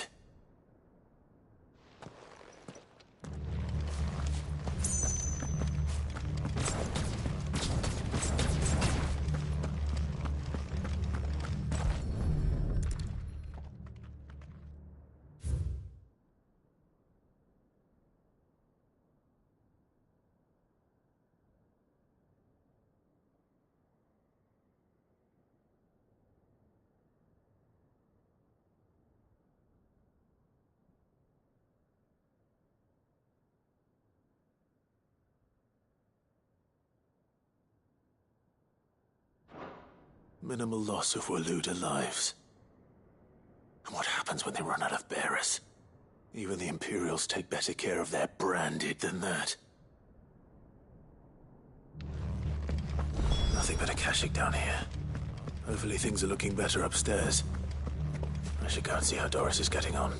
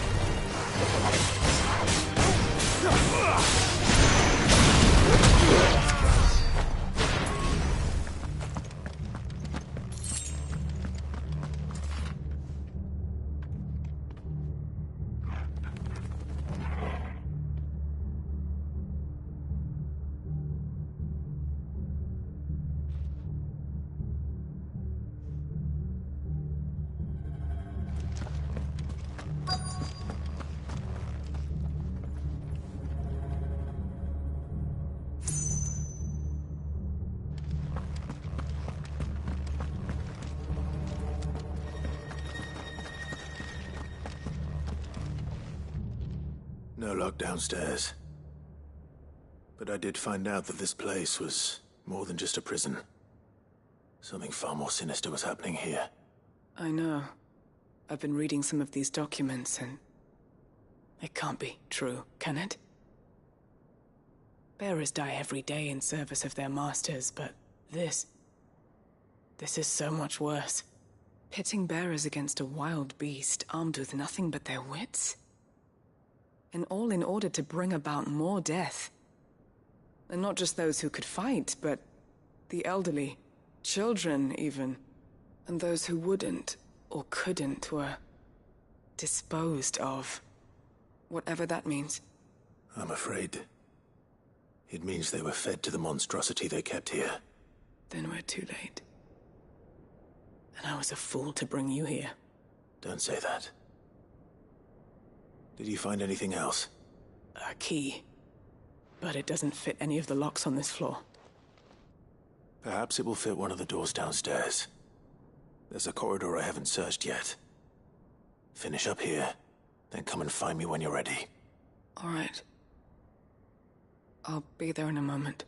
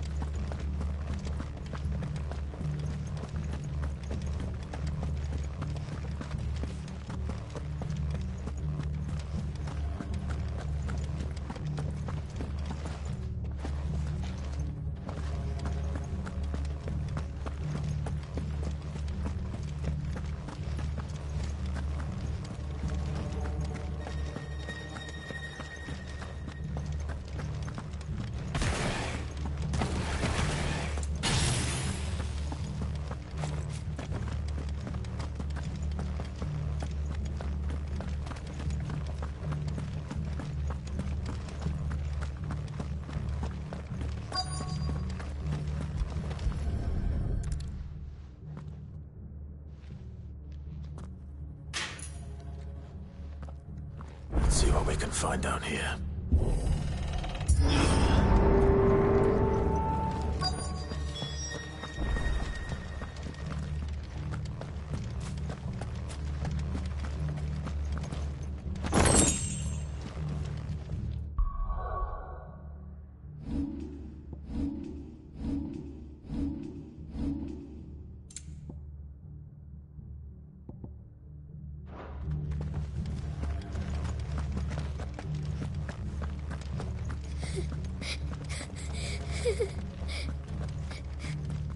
Survivor. And she sounds close.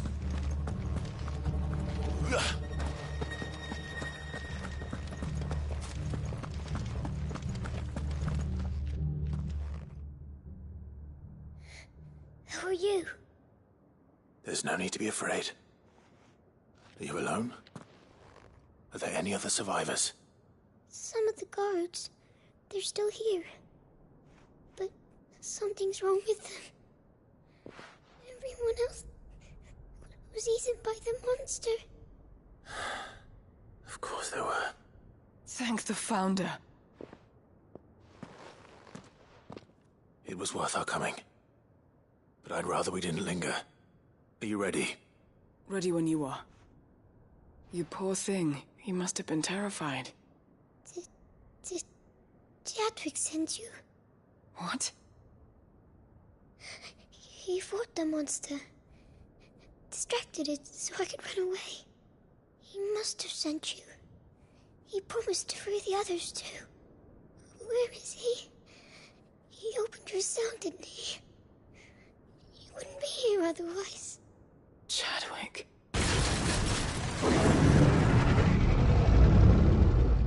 Was that? Monster's back! Chadwick, help! We have to get out of here. Doris, keep the girl safe. All right. You put that bearer-eating bastard in the ground. It's out there waiting for me. I can't let it live. Not if it's got a taste for bearers.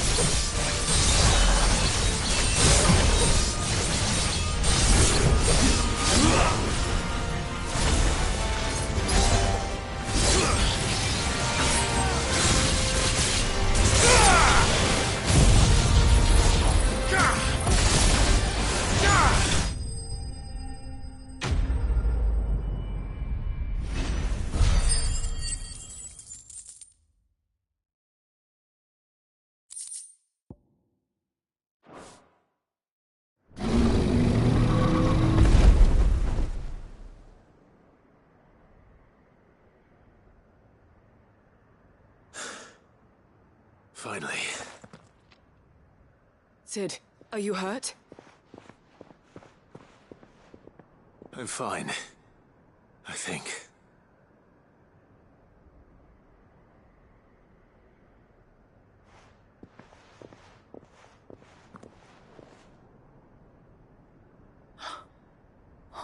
No. What is it? A diary. I gave it to Chadwick before we went our separate ways. He was here. Do you think that creature? I'm sure he fought bravely to the last. The girl is safe thanks to him. Chadwick. You fool. Come on. We have to get her back to the hideaway. We don't want his sacrifice to have been in vain. No. Of course not. I'll see that she's looked after from now on. It's the least I can do.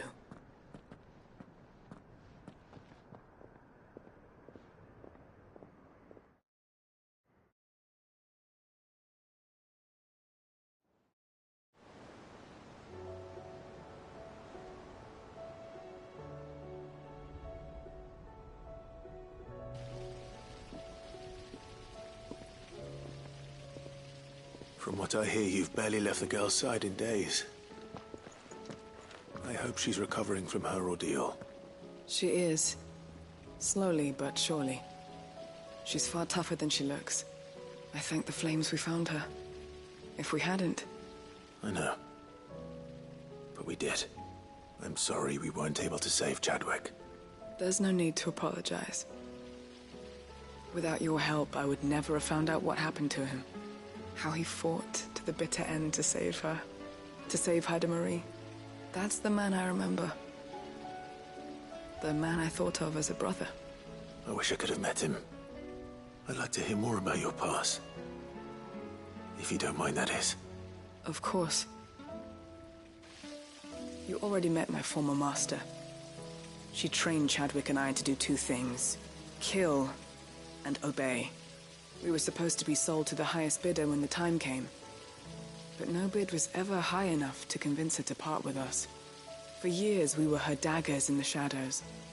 But we could never quite shake our doubts about the things she made us do.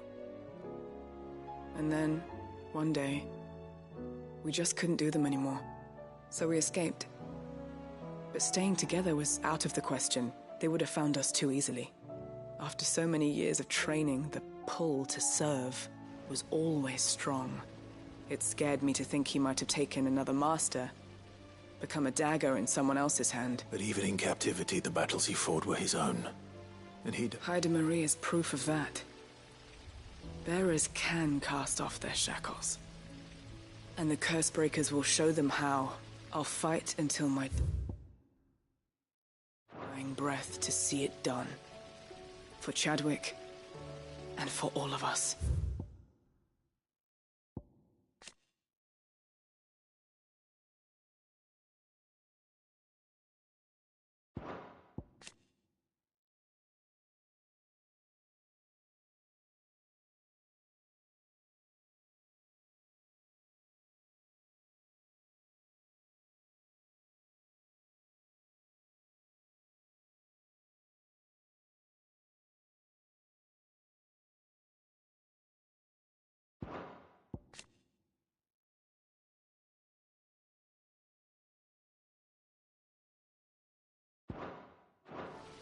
Thank you, Doris.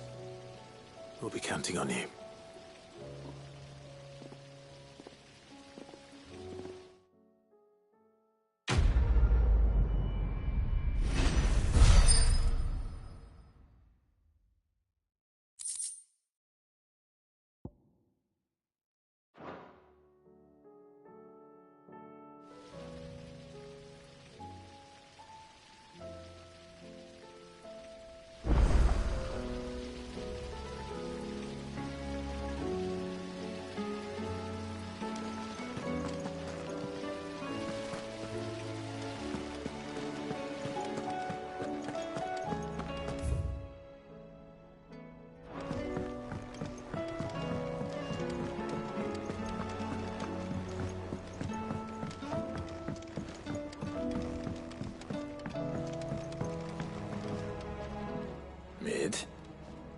Tell me this is all you need.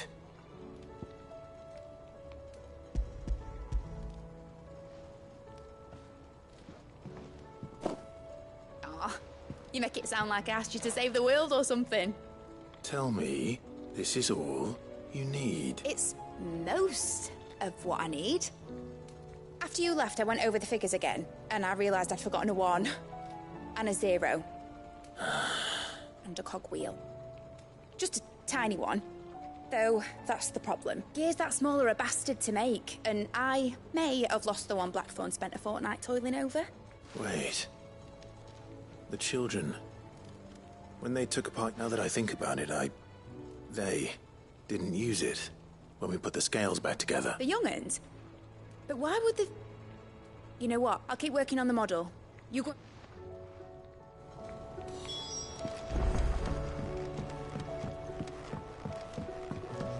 Has Midadol mentioned a new project yet?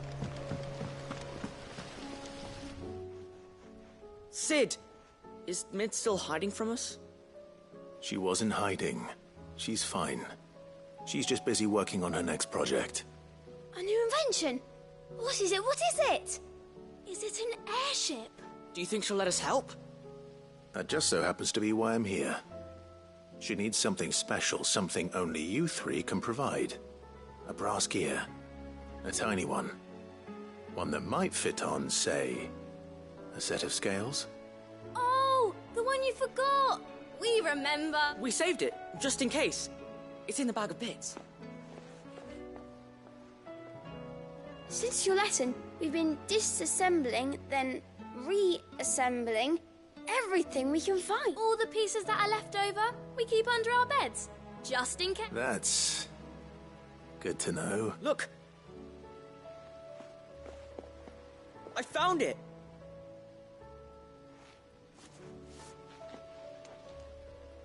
Is that all?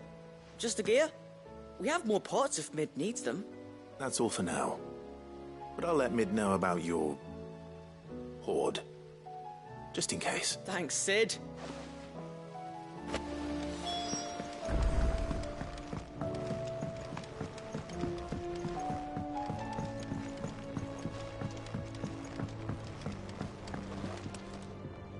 Well, did they have it?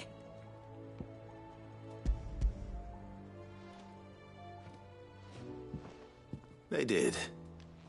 And they kept it somewhere nice and safe. Will it work? Will it work? He's perfect! You're a genius, Clive. What exactly are you going to use it for? Only the most important job of all. The wings aren't going to move on their own. But with the right cog in the right place, well, you just wait and see.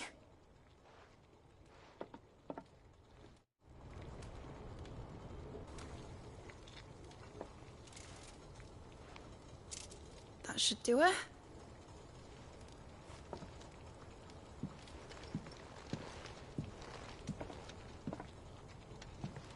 Here goes nothing.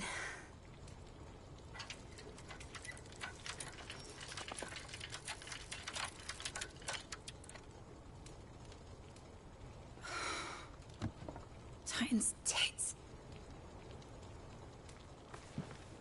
It wasn't supposed to fly, was it? Of course it was supposed to fly. Wouldn't be much of an airship if it didn't. Honestly, these bloody engines are driving me mad. I was so sure this would be the day she soared. The Mithril engine was made to make dreams come true. But maybe this is one dream the world's better off without. Show folk how to take flying. It won't be long till they're raining death down on each other. People will lose their homes. Children, their mums and their dads. Like I lost mine. I'm sorry. So am I, Clive. So am I. Sorry that I have to choose. Do I follow my head? Or do I follow my heart?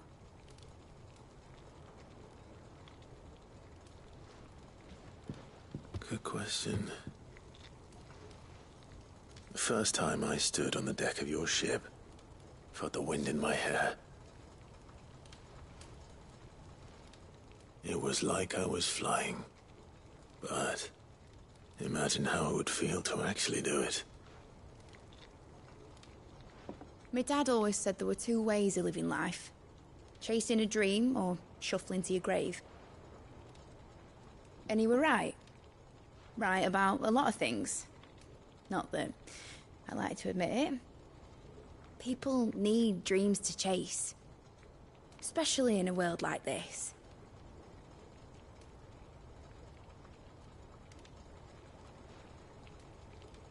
Right. When this is over, I'm gonna take all my mithril engines to Zemeckis and sling them over the edge. I won't have my dream end up turning into someone else's nightmare.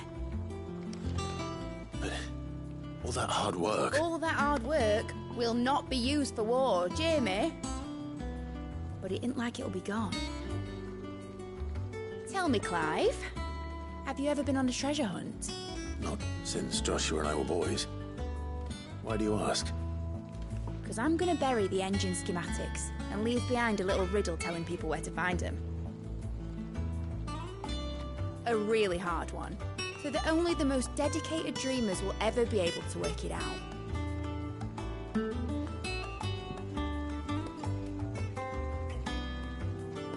Ooh, I can picture it now. Some daft general squinting at the words with a gormless expression on his mug. Like that one, yeah. Right.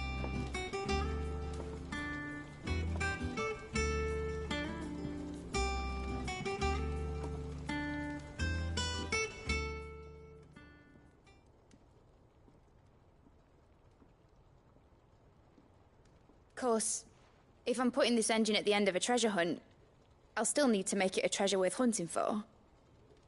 Won't be much of a prize if it couldn't even make a toy boat fly after all. My dad always said, dream big. But it ain't the size of a dream that's important, is it, Clive? Only that it's a good one. And I reckon I've got a fair few good uns left in me. I'm sure you do.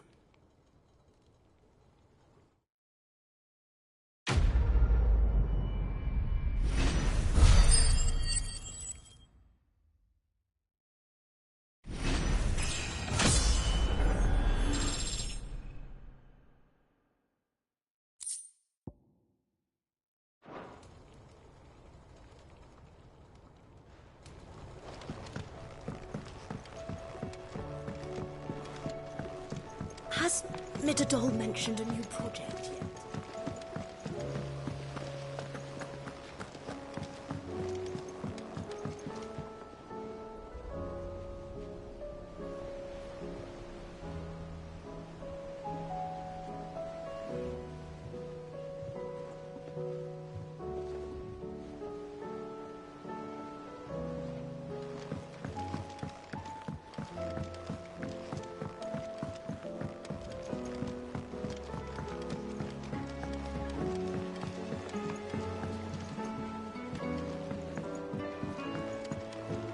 Say what you will, Lady Karen has seen herself.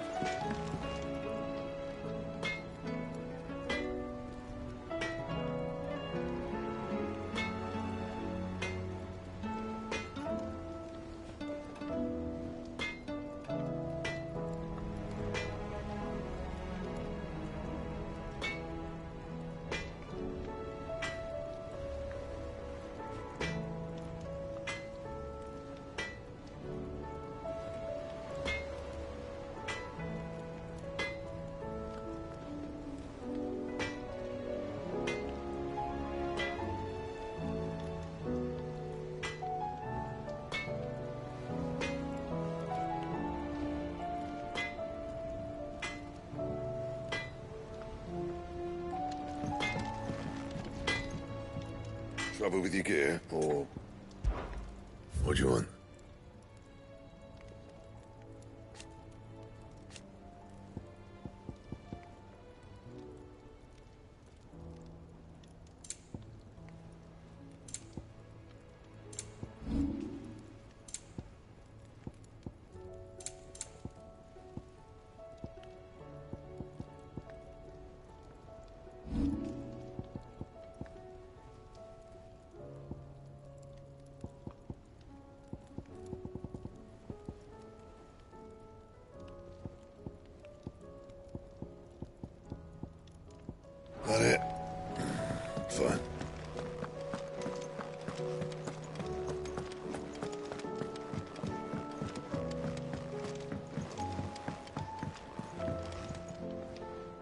Uncle, I bring good news.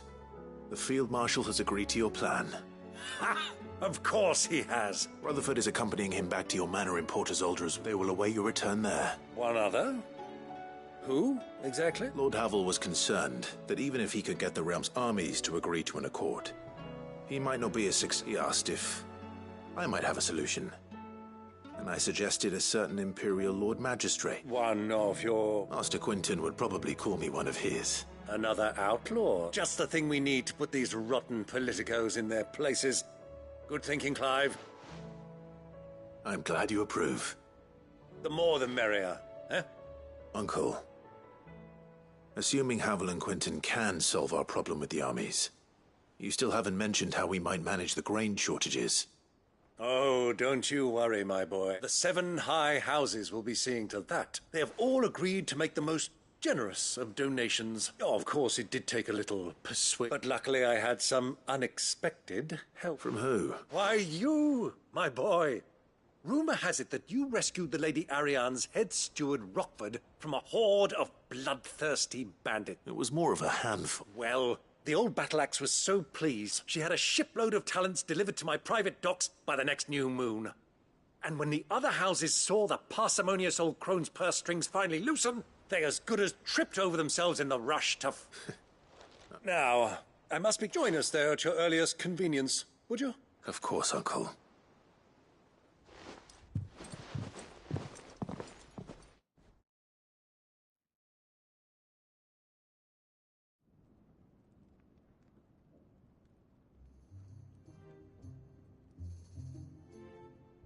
And how, pray tell, will we get that grain to the capital if the roads are still overrun with Akashic?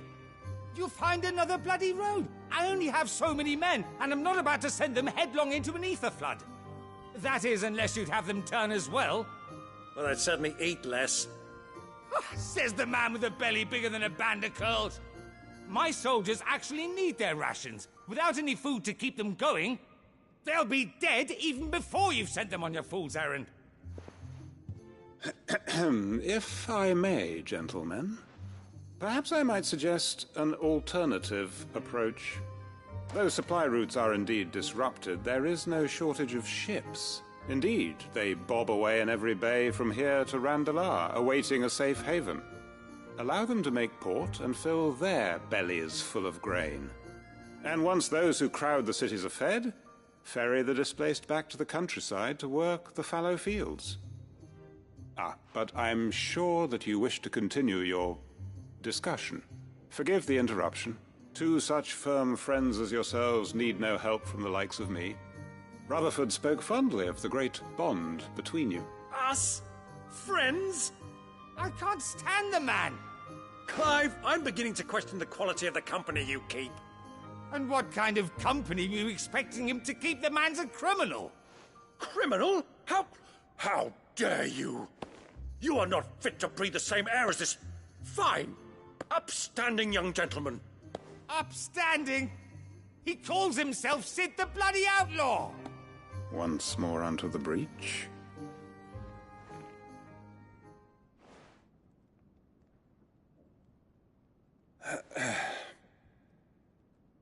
Shall we begin again? What we seek here is not to create a new nation, nor to claim the thrones of those that already exist. We wish simply to bring stability to the realm that mankind might weather the current storm.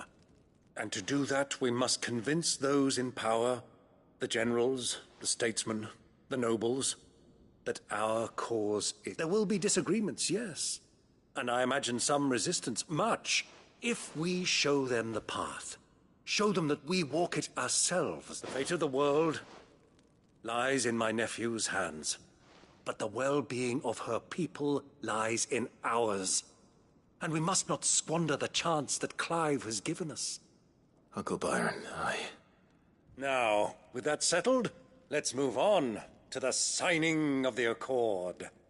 For what great moment in history hasn't been accompanied by a little ceremony?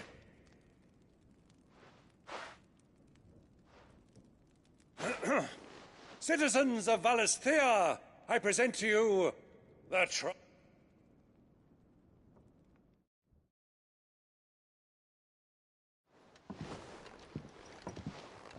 Well, my boy, the stage is set.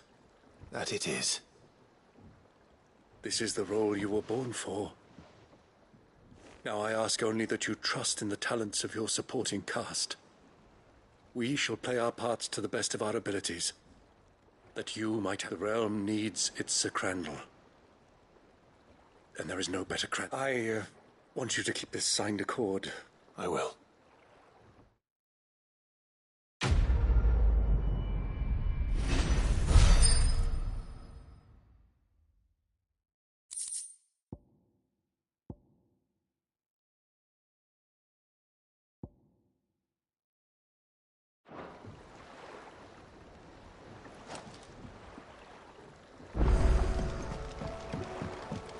What do you think that thing is?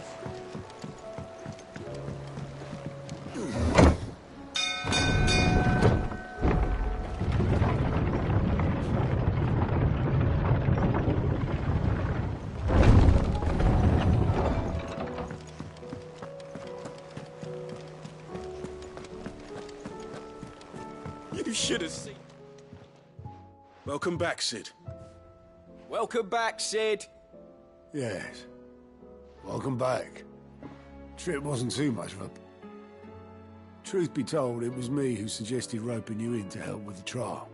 But from what I hear, things didn't go quite as planned. No, they most certainly did not.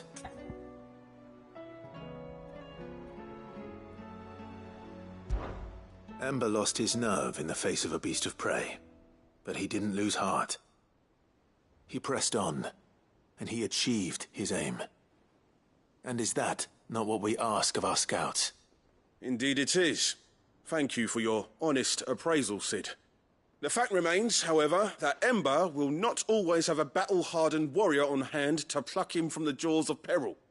All I have gleaned from this trial is that without someone watching his back, Ember is little more than a liability. Wait, Sergeant. Ember still has much to learn, it's true, and this time he was found wanting. But I'd say he's due a second chance, nonetheless. After all, he did do as you asked. With a bit of hard work, any hand can be made to hold a blade, and any mind can conquer its fears. But a scout's nose is different. You've either got one, or you ain't. And by sniffing out that log, young Ember here has shown he has a conquering art. Wouldn't do to waste it now. Fine. One more chance. I'll do whatever you ask. I'll spend my days and nights in the pit if I have to. I'll show you. Just you wait. Daft as a brush, that one. But his heart's in the right place. Just like someone else we know. And if you ask me, we've been leaning on him for far too long. That time the curse breakers took some of the weight off his shoulders, I reckon. It couldn't hurt. Just don't tell Gav I said so, will you? I won't have him thinking he's been hard done by. Next thing you know, he'll be asking for a day off. Chance would be a fine thing. Back to work. Forgive me, Sid. This did not play out as I expected. Things rarely do these days. But that's why we need men like Ember more than ever. Men who can make the best out of a bad situation. Remember that. I will, Sid. Thank you.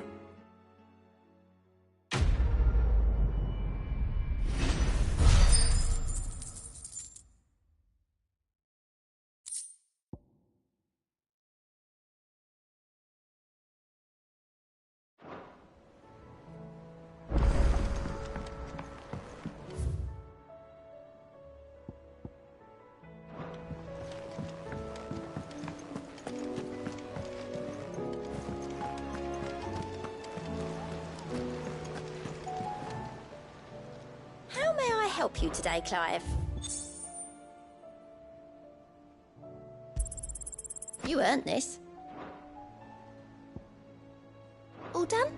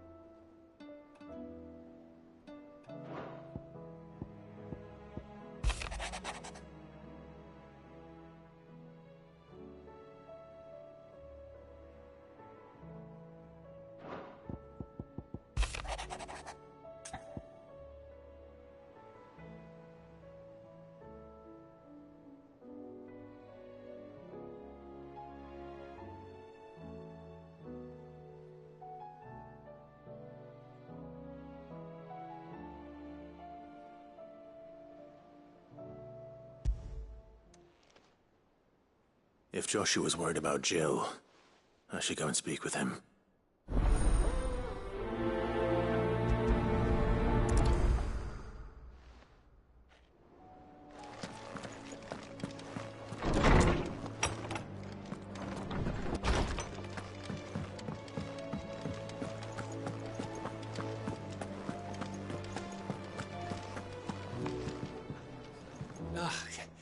You alright?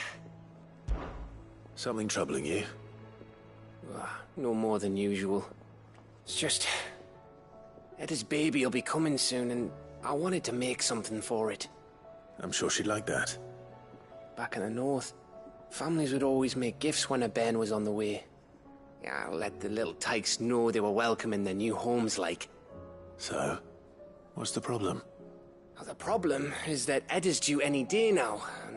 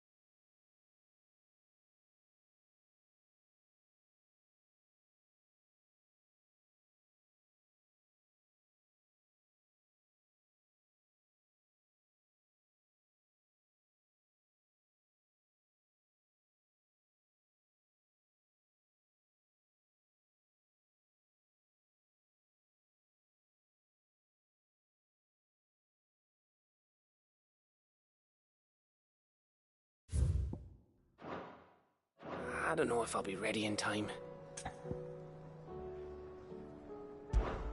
Is there anything I can do to help? You know, there just might be. All right then. What exactly are we making? A good luck charm. But not just any good luck charm. Not just any. No. One made from the feather of a silver chocobo. There's naught luckier in all the realm, or so we used to say back home anyway. Thing is, they're hard to come by. Had Otto and Karen check with their suppliers, but nothing. I'd try and track one down myself, only... Only the big day is fast approaching. And that's all you need, a feather. That or the bird whose horse it's attached to, aye. I was gonna start by asking around with traveling traders plying the northern borders. Well, there's no shortage of those passing through Martha's. I think I might make that my first port of call. I'll let you know if I find anything. You're a good friend, Clive. I won't forget this.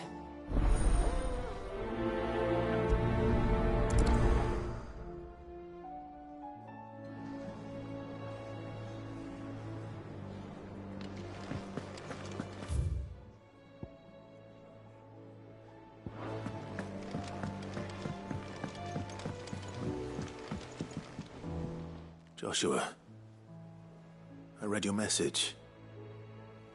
You're right. Jill is different. I don't think I'd realized how different, but since we returned from Drake's spine, I've felt it more and more. I suppose it's not hard to imagine why. She doesn't think she belongs anymore. And that's why we need to remind her she is still one of us. To let her know that we still need her, now more than ever.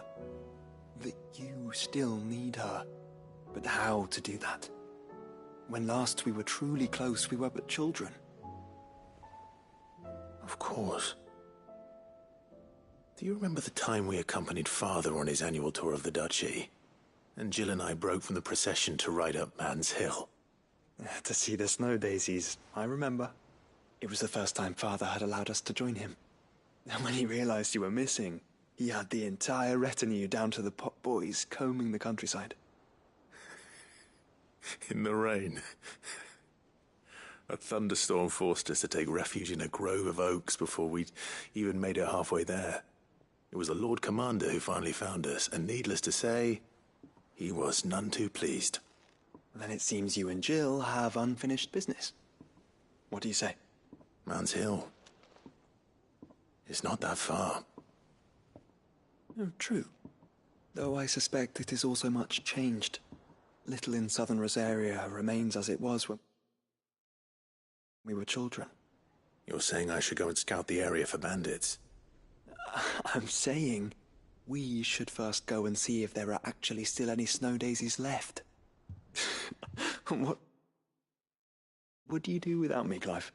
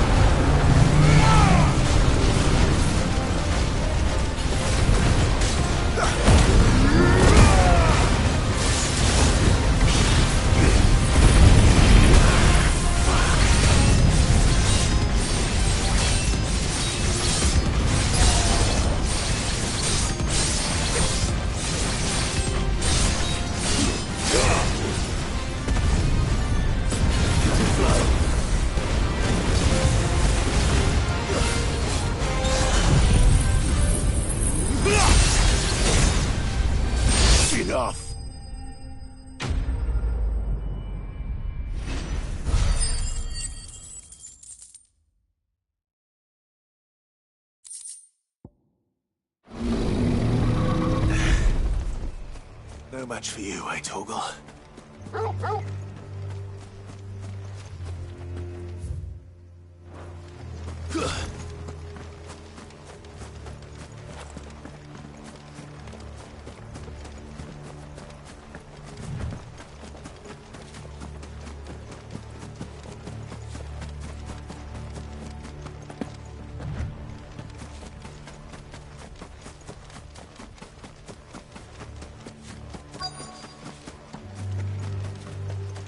The entire village looks abandoned. Now, which house would a bookworm live in?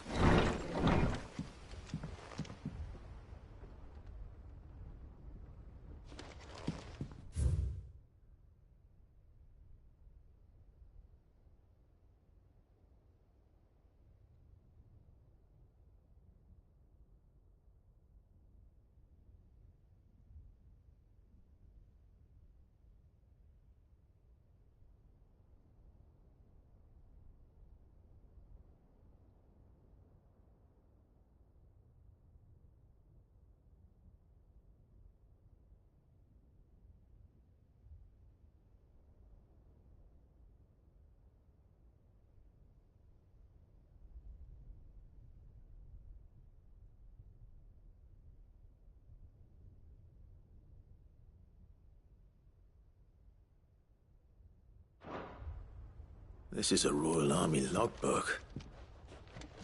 Did he take this from the local barracks?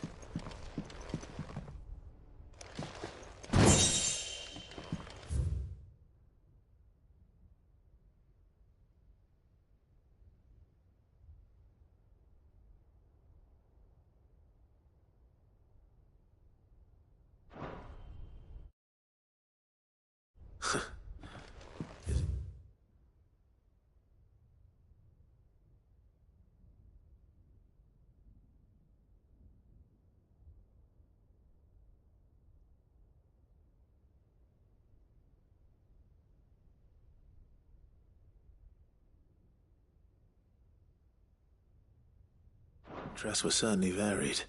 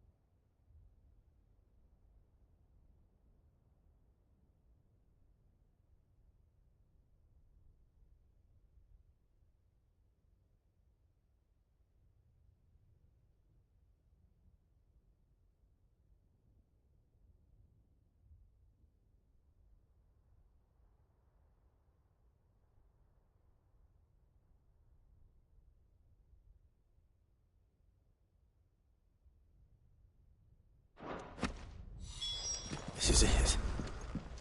But if what it says is true, I need to get this back to the hideaway.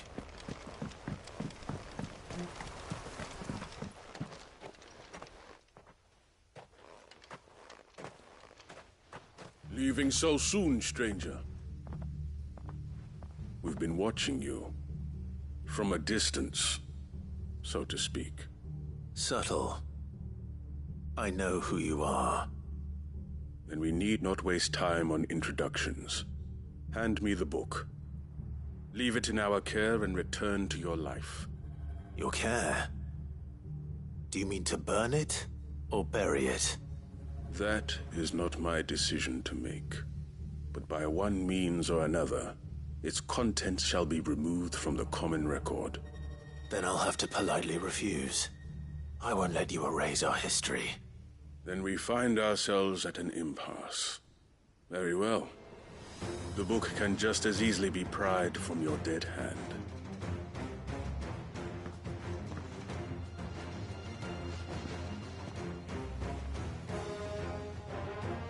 Let's see, shall we?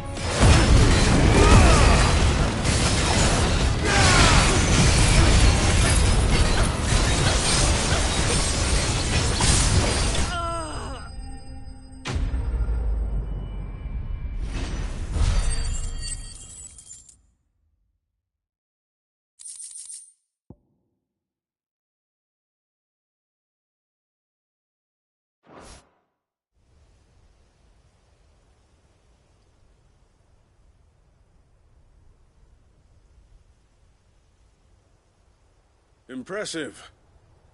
But we have other means. We shall claim the book yet. Why do you want it so badly anyway? It lays out in no uncertain terms the vanity and avarice of mankind. It tells the shameful history of the persecution and oppression of a gifted few by a giftless many. Would you say that this interpretation was correct? I don't know. You don't know. Your sword may be sharp, but your wits are dull. So let me answer for you. There is no correct interpretation of history. That a series of events took place may be proved beyond a doubt. But there can be no single, immutable explanation as to why they came to pass. It is a question of numbers and of belief. If enough people believe that a set of events occurred for a reason, that belief becomes the truth. So you're trying to control the truth? We are trying to protect people from themselves, from knowledge that would bring them naught but pain. That is all. You may keep the book, for now. The world is small. We shall meet again. Until then. Wait! Damn it. Let's get this back to Vivian. Perhaps she can explain what that was all about.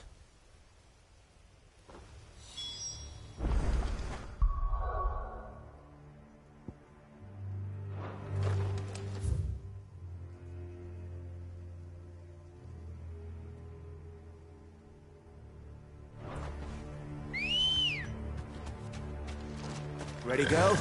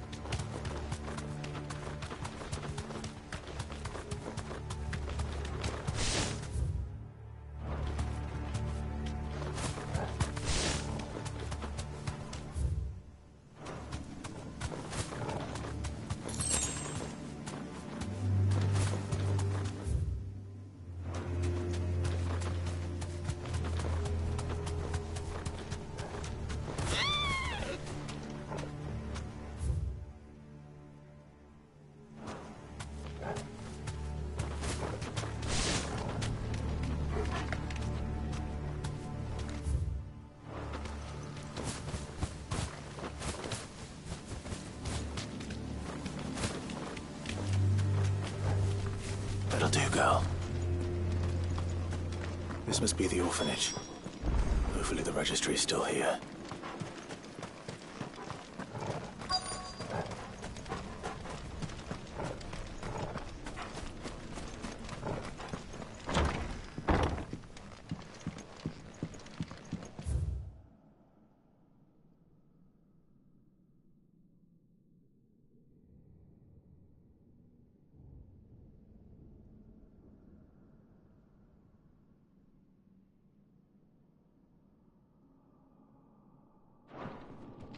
Conditioning.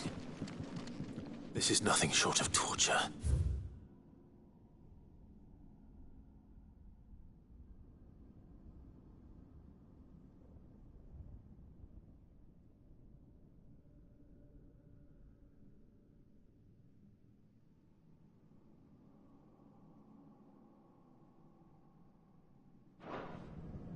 Disposed of. Herman wasn't exaggerating. It's a wonder he survived this place. I need to find that registry.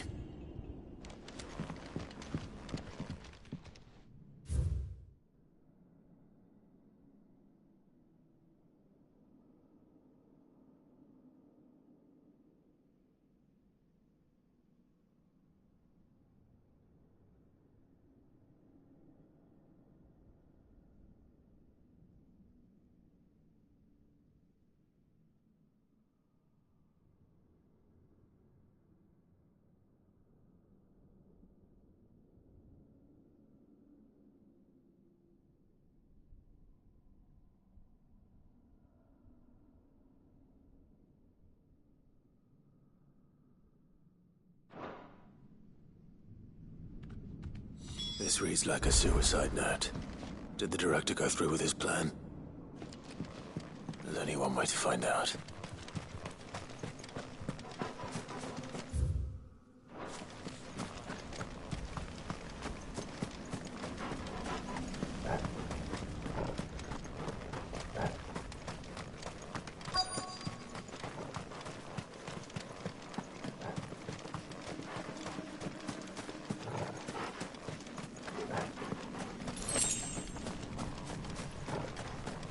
Forked white tree. This must be the place.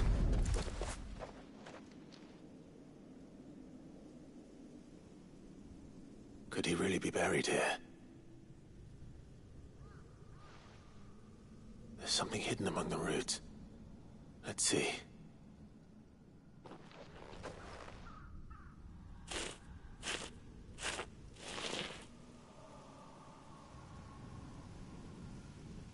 This must be the registry.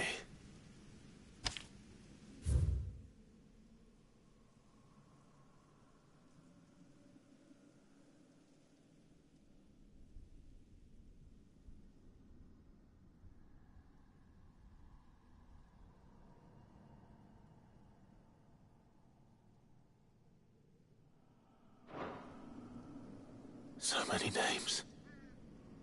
This place was a slaughterhouse. Where is the architect of all this misery?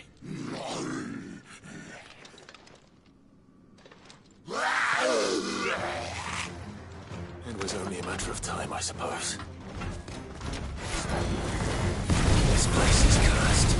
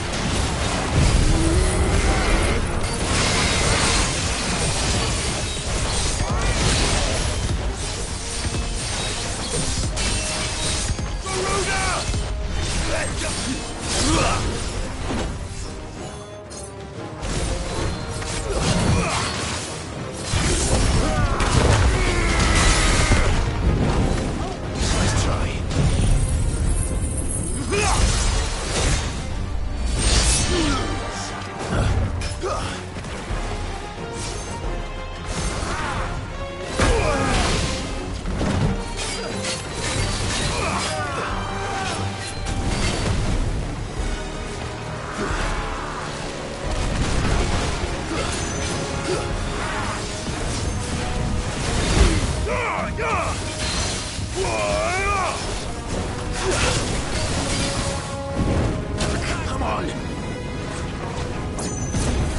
Nice try.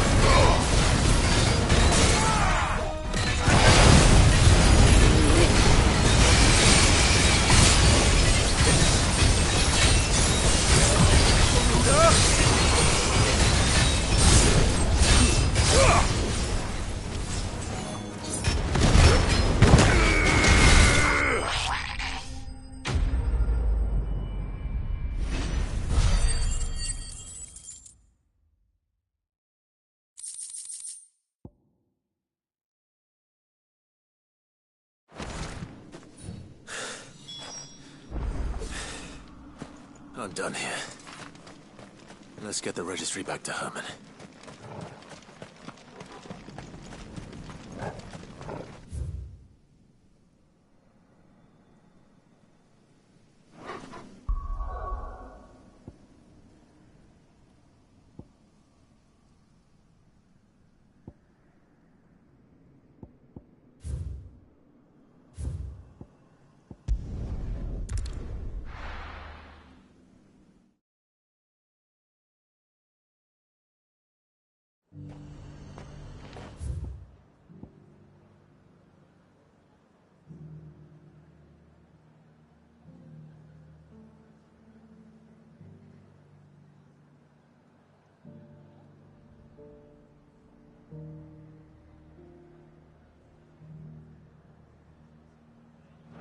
Garrison said that.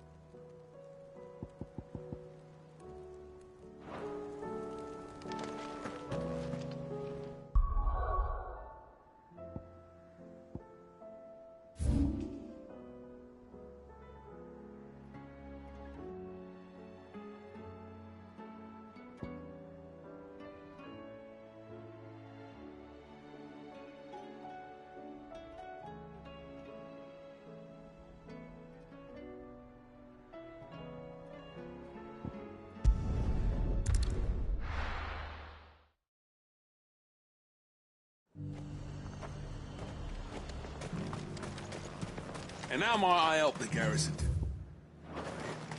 Well, what have you got? Do you see anything you like?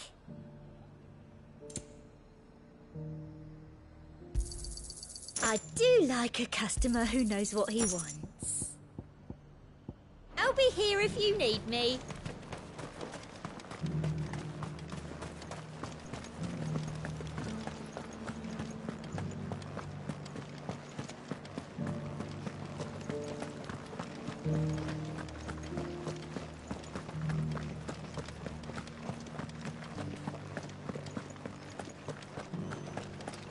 I haven't seen any of those beastly blue eyes.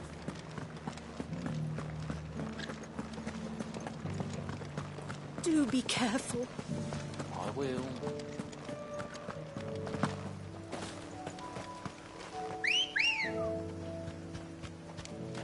Let's go.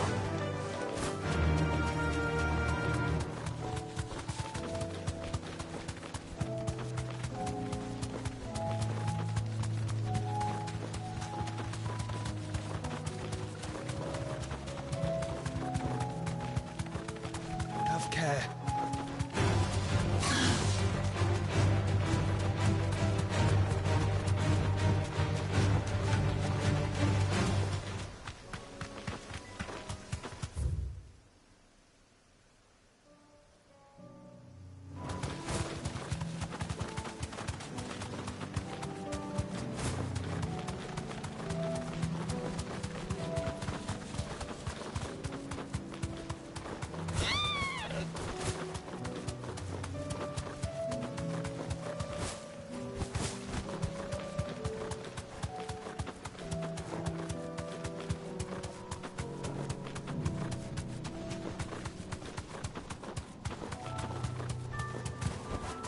Straight home now.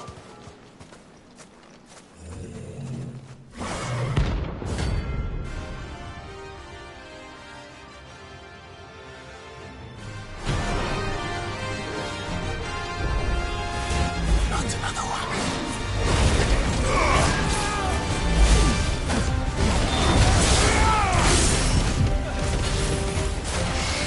Let down the sword!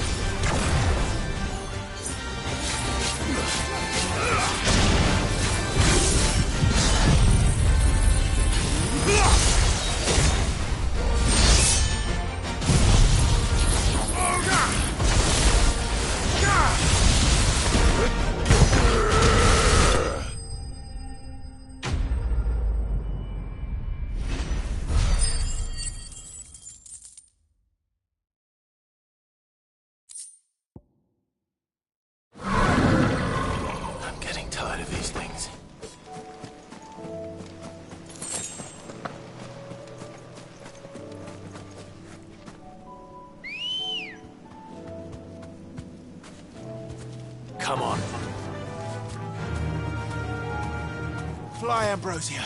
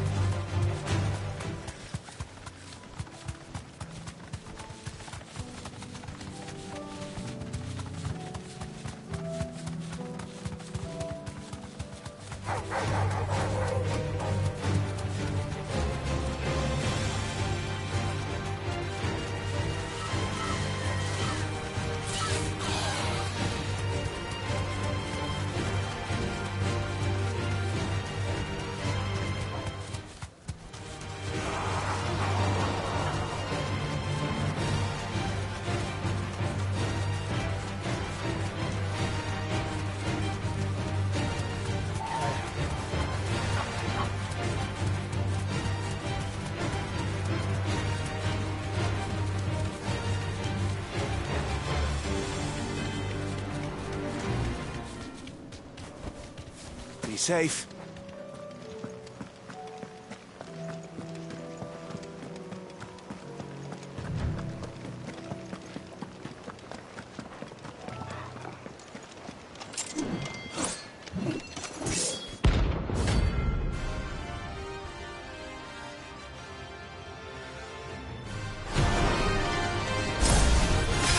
You're the outlaw! The one who throws his highness to madness! On your knees! He has heard. And it doesn't look like he's willing to listen. Only your death yourself!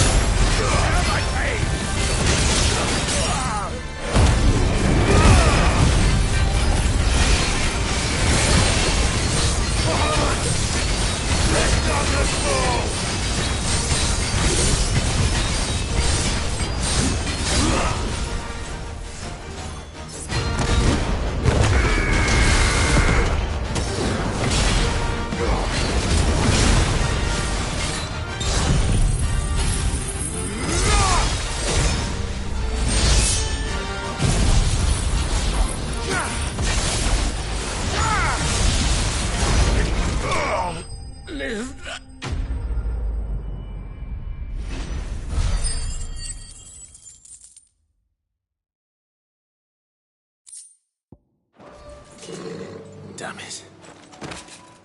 Dion would have been glad to have you back at his side.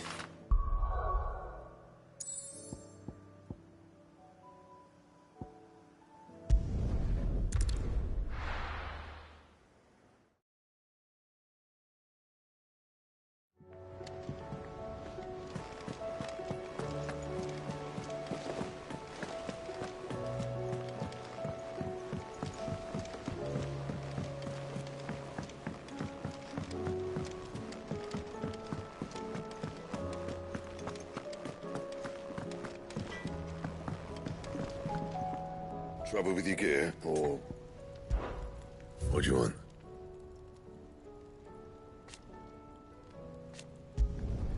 No scratches, all right? That it? Fine.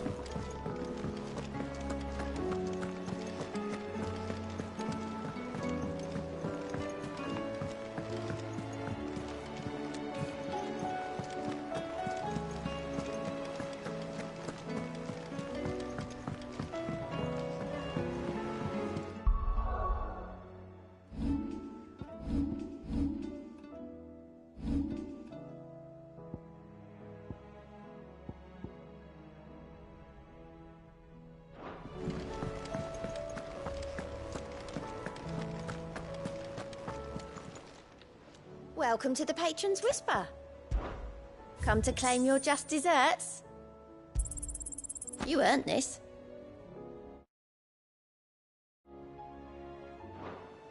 Come again.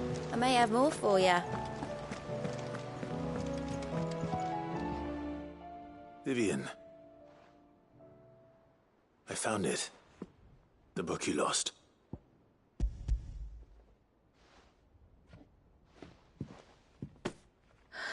You found it. Thank you, Clive. Even though I asked this of you, I was not entirely sure it would be possible. I feared the executors had seized every copy. I met with one of these executors, and I convinced him to let me keep it. He told me something, that the truth is just a matter of collective belief, and that if enough people believe a lie, that lie becomes the truth. It does, but it also means that the truth is not immutable, that it can be changed, provided that those who wish to change it can convince enough people that their perspective is the correct one. As the sad history of the bearers proves. You said that the book inspired you to become a scholar. It did. Or its author, rather. She was a heretic, you see. A firebrand and a dissenter. A gallows stood ready for her in every corner of the realm. And by shunning society, or perhaps being shunned by it, she stumbled upon a truth so potent that an entire realm trembled at the prospect of its utterance. I, too, have always felt somehow set apart from the world of men.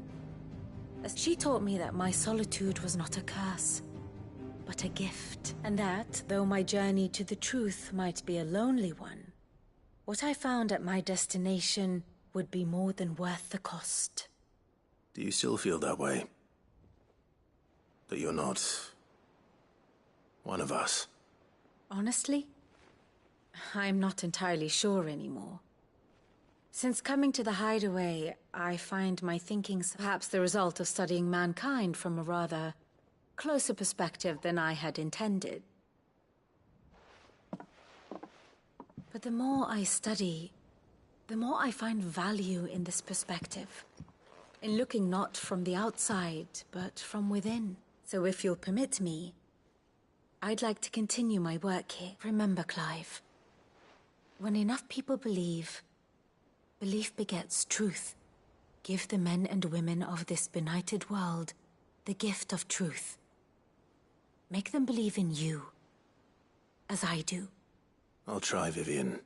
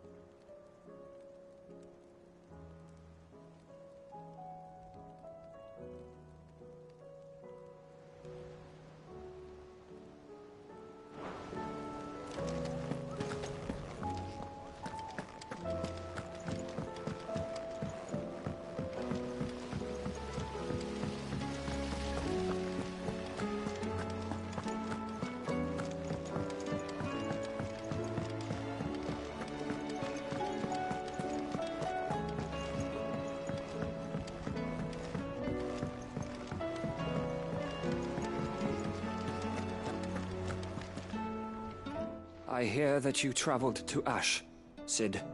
Did you by any chance recover the names of... I did.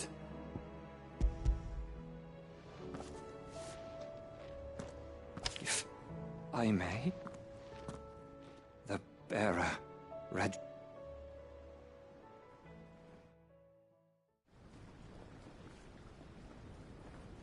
The director was a brutal man. The registry was all I found beneath the tree. There was no sign of a body. Nor any record of what happened to the children after the orphanage closed. I pray that at least all their names are here. The ones we lost, my friends. My light in those dark times, I can still remember their faces. Like it was yesterday. Children who were taken from their bunks in the morning, never to return. No explanation ever offered. They'd be happy to know that you survived, Herman. But why did I make it out alive, when so many others died in that awful place? It's not your fault. See that their names live on. That way, at least. They're never truly gone. I'm going to write a book. An account of the horrors of Badbach, and the spirit of those its custodians sought to crush. All of Valisthea will know of our suffering, and in the name of those I lost, I will not let it happen again. Neither will I. These records would have been buried for all eternity, were it not for you. Thank you.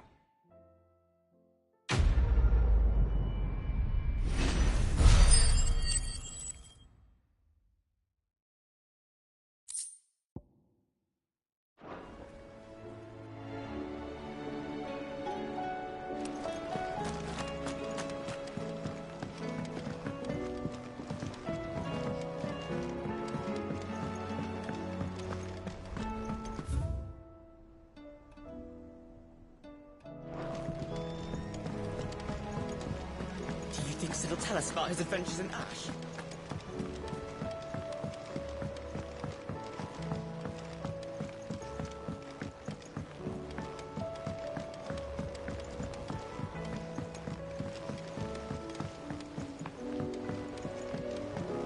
Say what you will, Lady Karen has seen our son.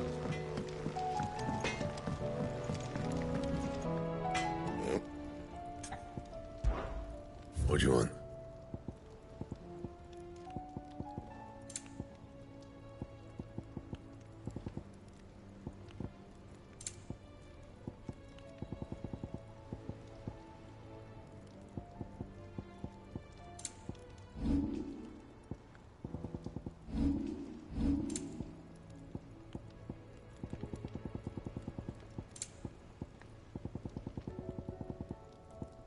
And?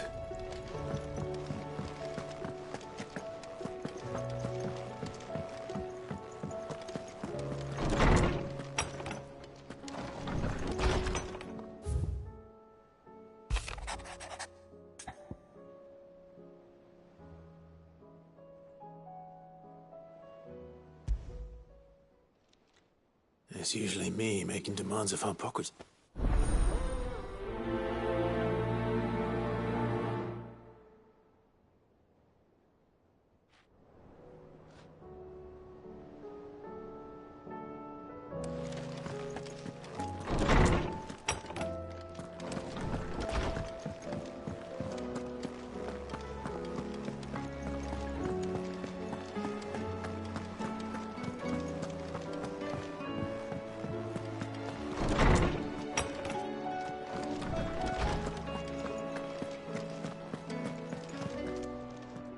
Lawsman Harpocrates, I received your note.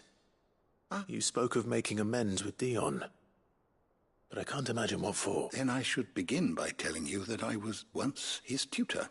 This was some years ago, of course, before I joined Cid in his hideaway.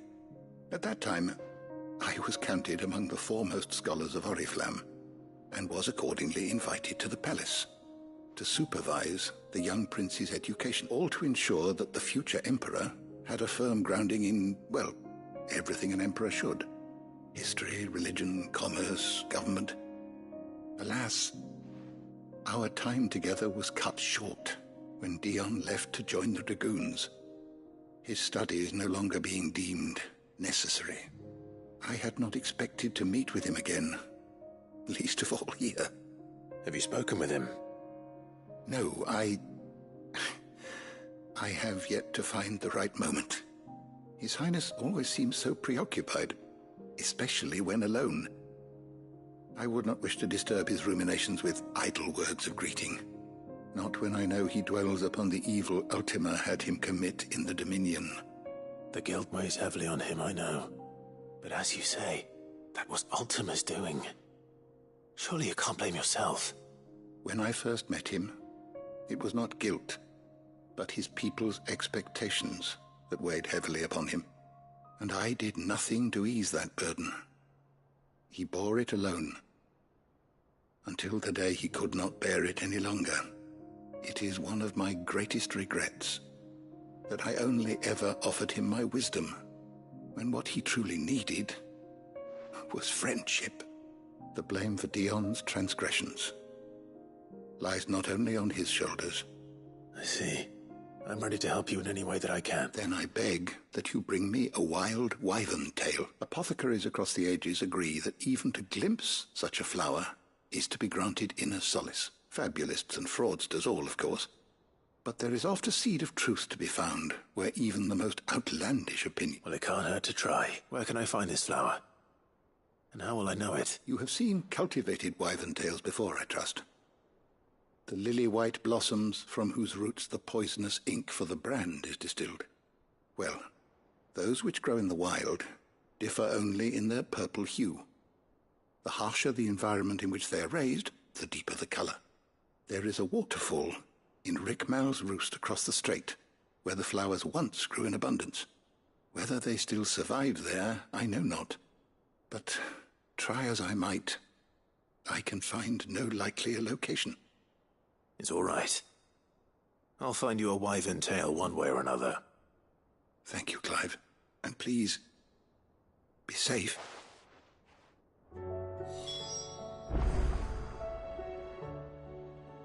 Knowledge hoarded is knowledge lost. I don't believe you've read this particular chapter before.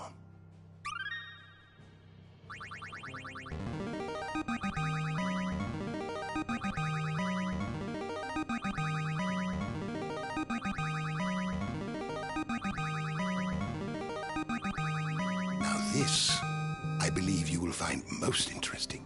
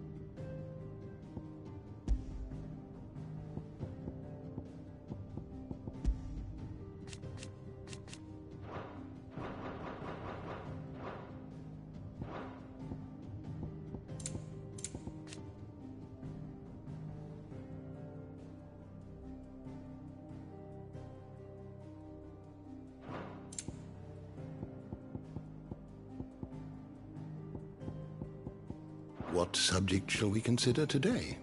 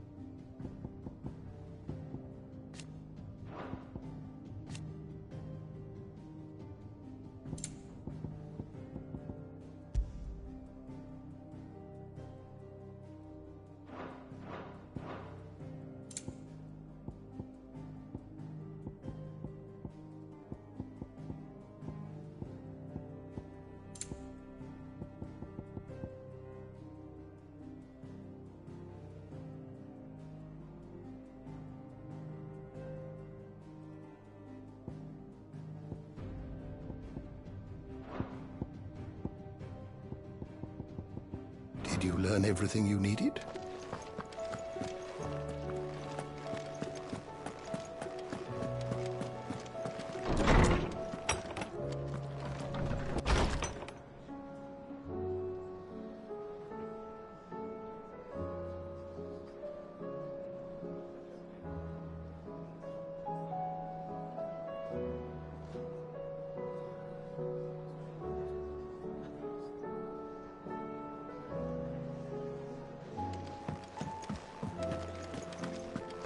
It's him, I tell you.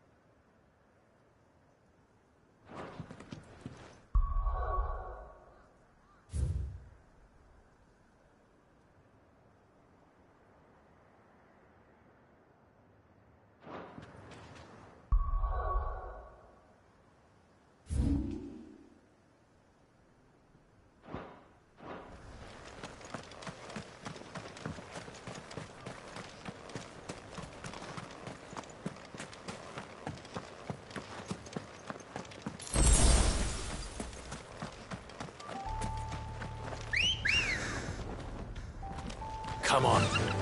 Faster!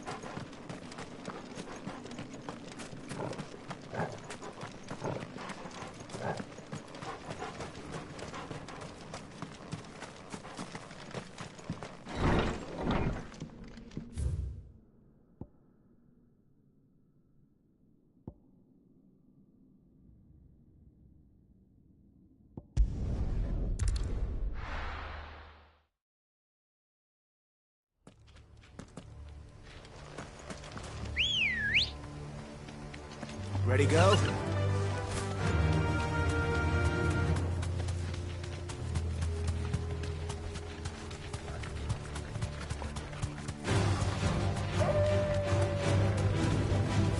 Safe.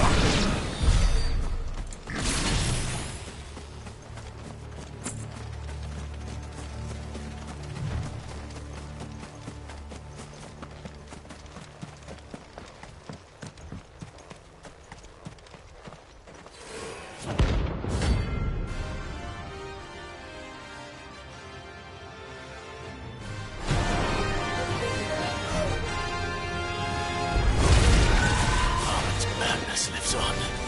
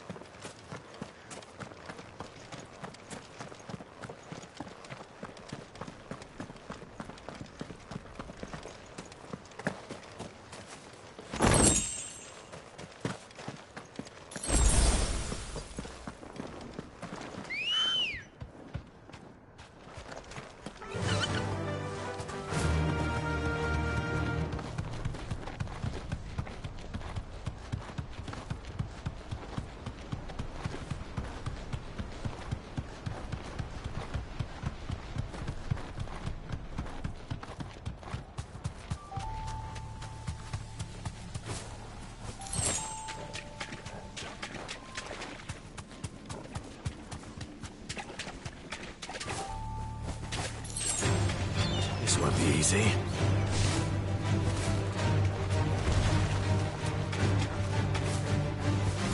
Seems this place has been flooded twice over.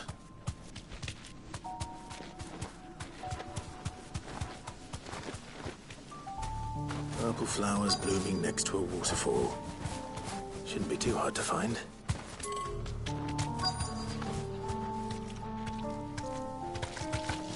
You deserve a rest.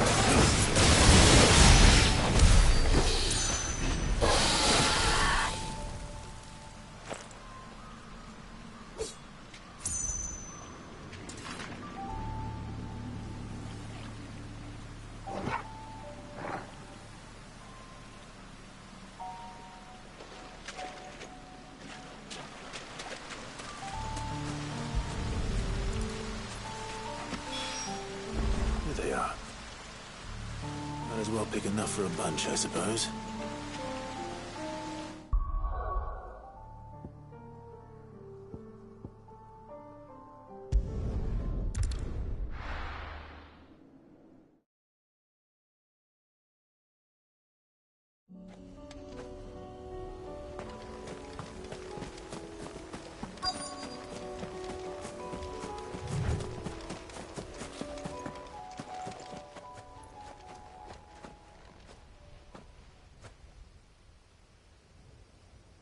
This is the place, but... I'm sorry, Clive.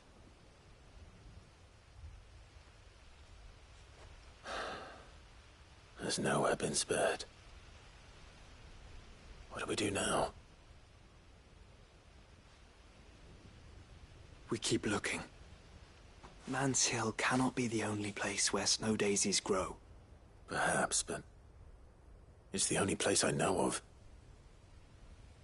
Knew of. Then why not ask someone who might know of another? Someone at the backyard? To the hideaway, then.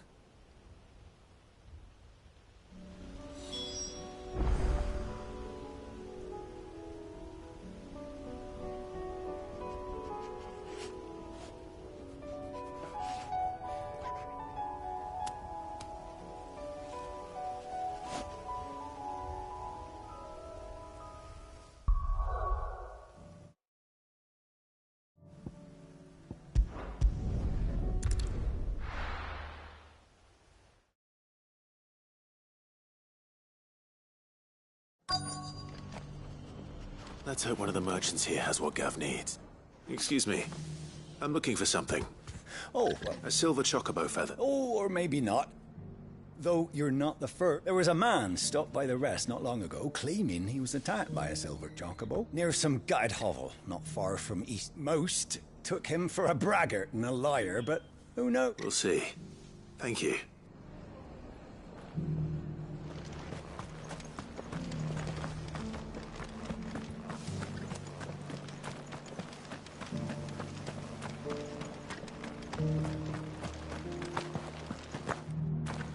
It doesn't still hurt, does it?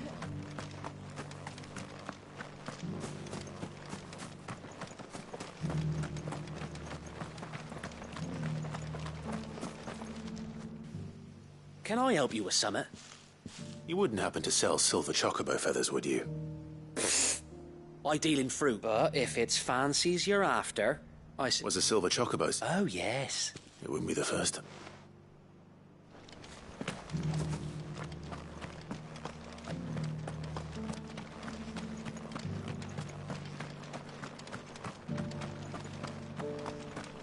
Whoever's idea it was to take those... Look, Daddy. Shining so bright. We've got a few rooms going spare now.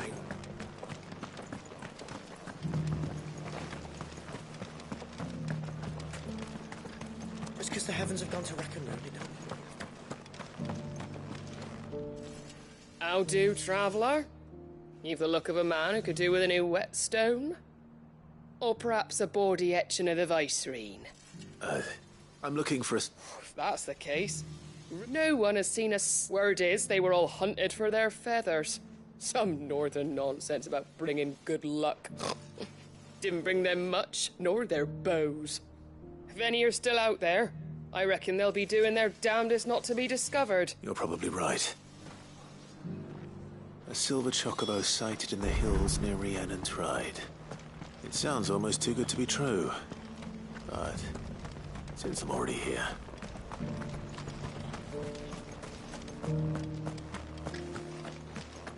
I'll build a barricade so sturdy, even a bandit could.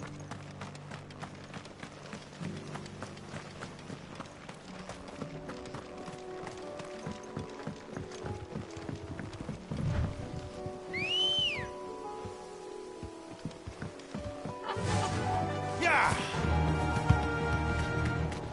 Can hardly make it up.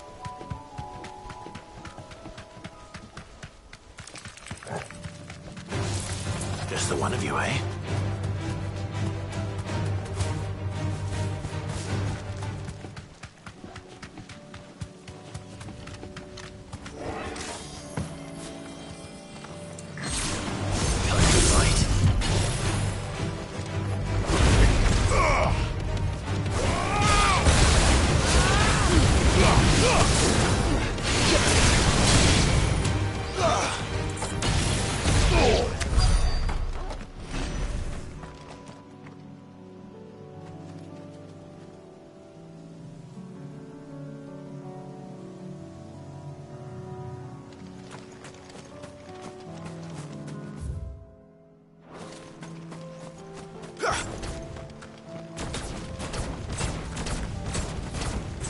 Tracks.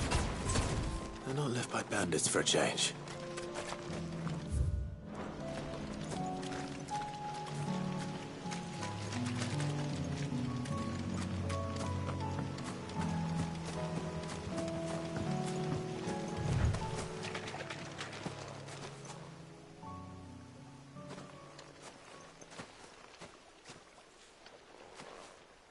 More tracks. And these look fresh. A chocobo was here. And recently. Perhaps it still is.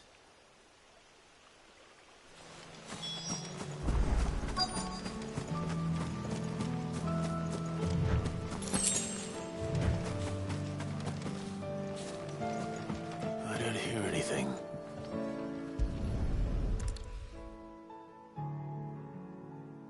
Well, I'll be damned.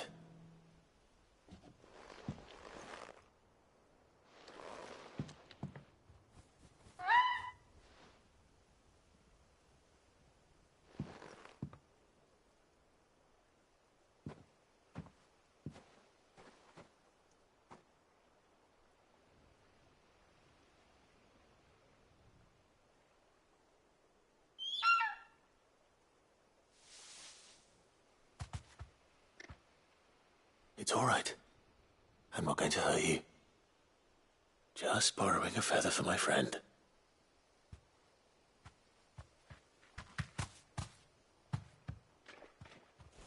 Thank you. Let's get this back to Gav before they change their minds.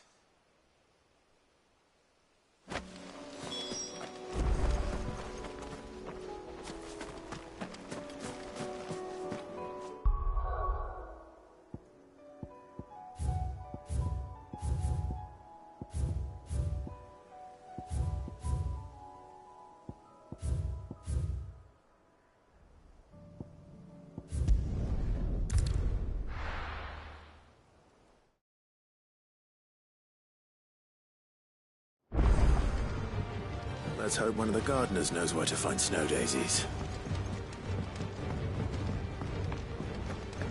It was no trouble.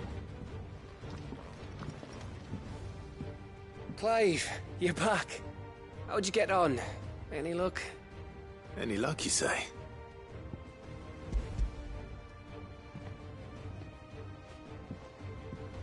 Crystal's crack. Is this what I think it is? Where in the hell did you find it? It's a long story.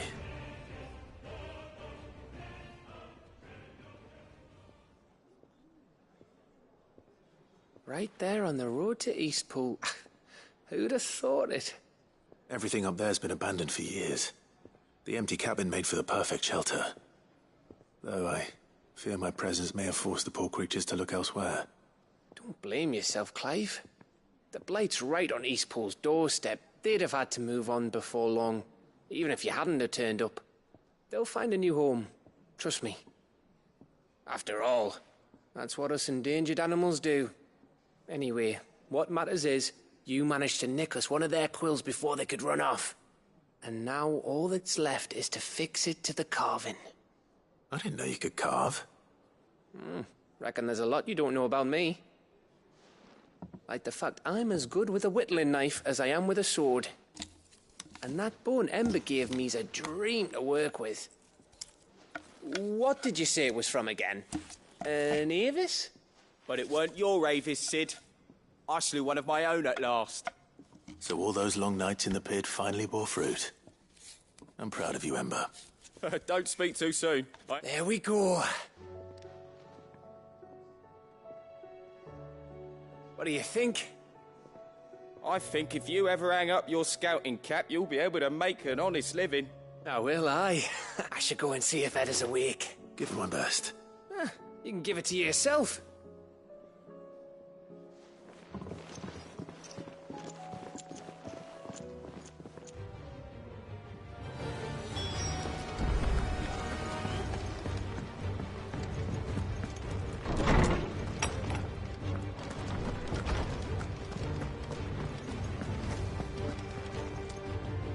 Oarsman, I found the flowers you were looking for. You did? I think I did.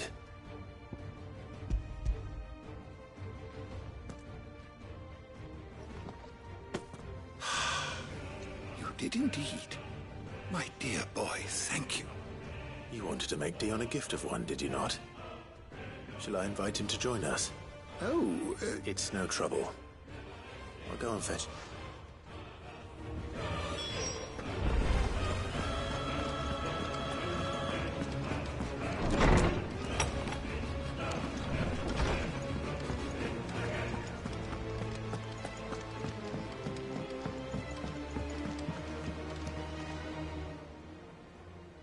Your Highness, would you do me the honor of accompanying me? No. It is time. No. Our lawsman has something he'd like to give you. Master Harpocrates? No.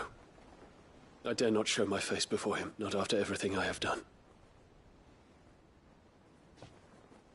I have taken countless innocent lives. And ruined countless more. All because I was weak.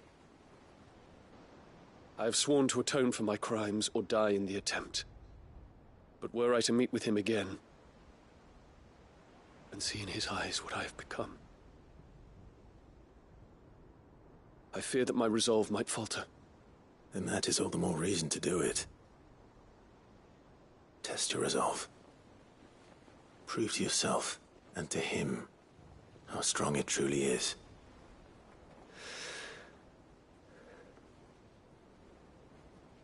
You are right. I must, at the very least, offer him my gratitude. Very well, then. Follow me.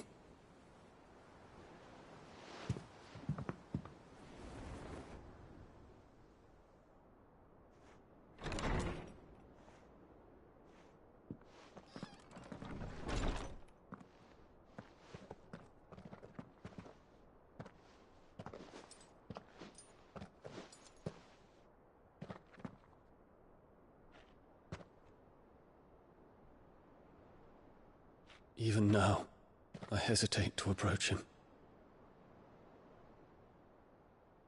must he think of me?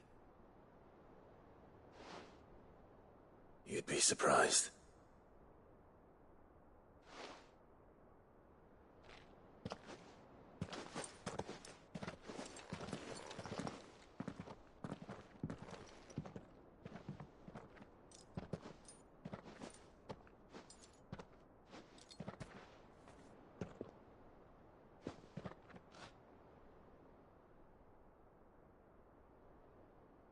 Master Harpocrates, pray, accept my apologies for leaving your tutelage before my studies were complete. Your lessons opened my mind to a world quite unlike the one I had imagined from within the gilded confines of the palace. And I shall be forever grateful for the efforts you made to enlighten me. Lift up your head, Your Highness. The deeds of youth require no apology. That you took the time to visit me says much about the man you have become. Now, there is something I would like to show you.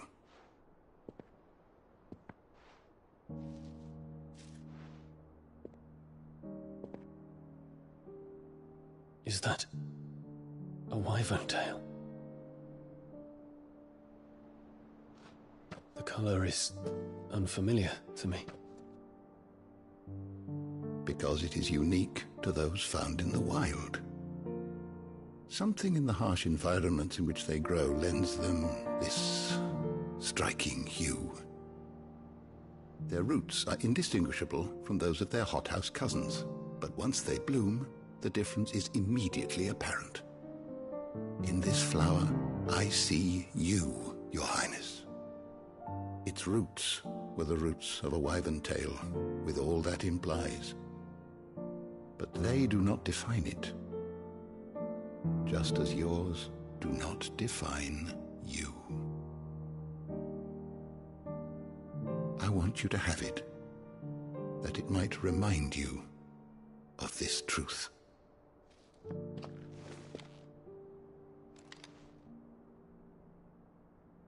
Master Harpocrates, I would ask of you a service. Keep your gift until I have fulfilled my duty to the realm, for only then shall I be deserving of it.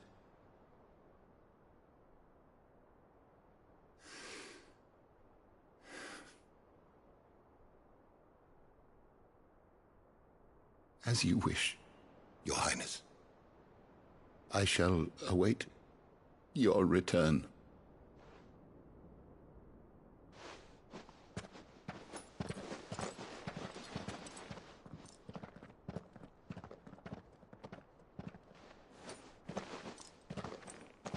Our roots do not define us. No wonder my stepmother didn't like him. For reuniting me with memories I had thought long lost.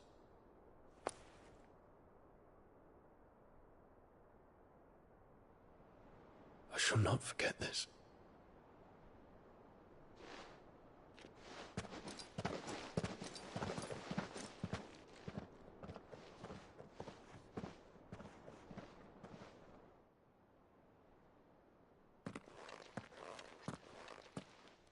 Thank you, Clive. Were it not for you, I fear I might never have found the right moment to speak with him. Not to mention the wyvern tales.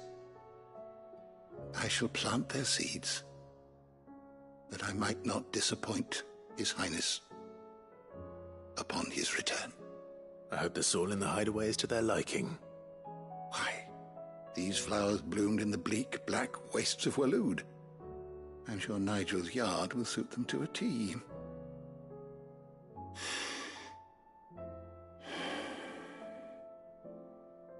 When it comes to expressing one's gratitude, I find that words are seldom sufficient.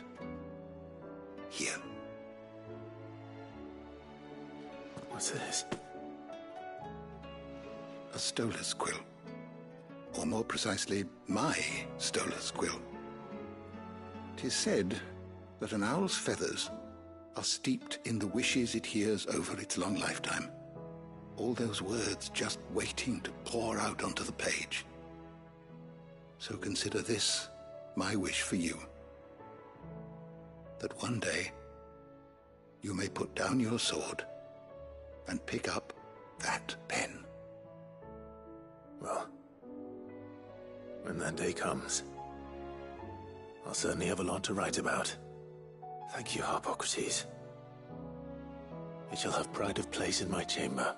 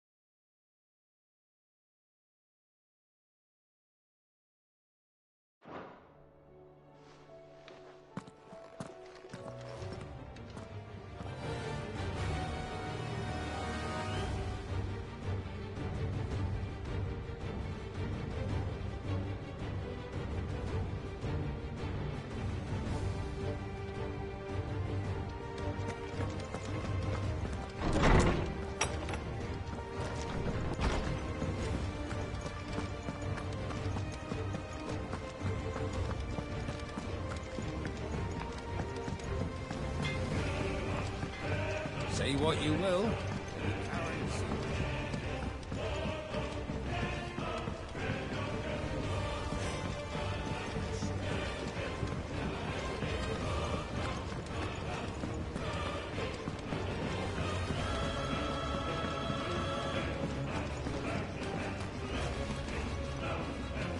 Oh. What brings you down from the heavens, Sid? I need your advice. Joshua and I are looking for a place where snow daisies grow. Preferably in abundance. Snow daisies. Then you'll want somewhere not too hot and not too cold. And where the winds are strong enough to carry the seeds. I reckon Man's Hill would be a good place to start. There in the Royal Meadows, perhaps? Both have similar climbs and the right elevation. Right.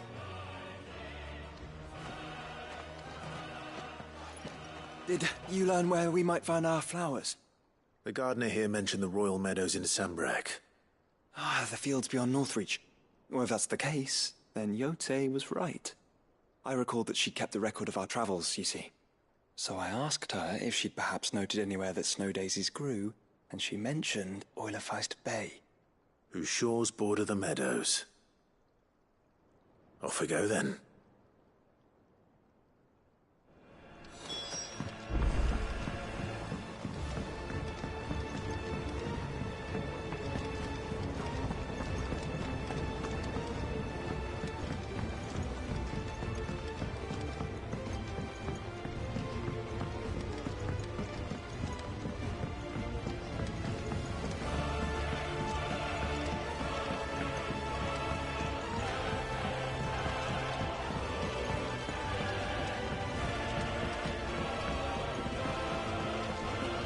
It'll tell us about his adventures in Paris.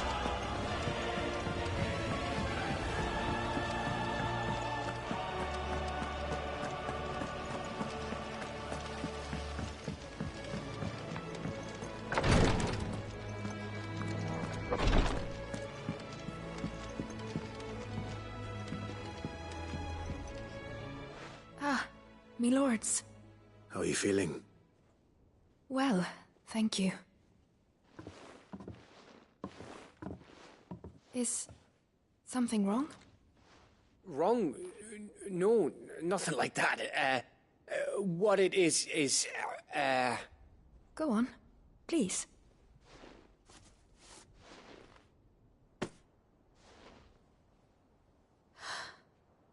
It's beautiful.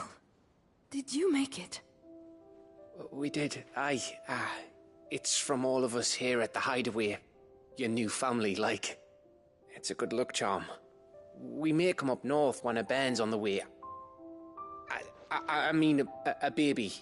To let him know that they're part of the family too. Oh, I hope you like it. I don't know what to say. I thank you, my lords, for everything. If there's anything you need, just let us know. I will. Clive, fancy a swift off? I'm thirsty. I could be convinced.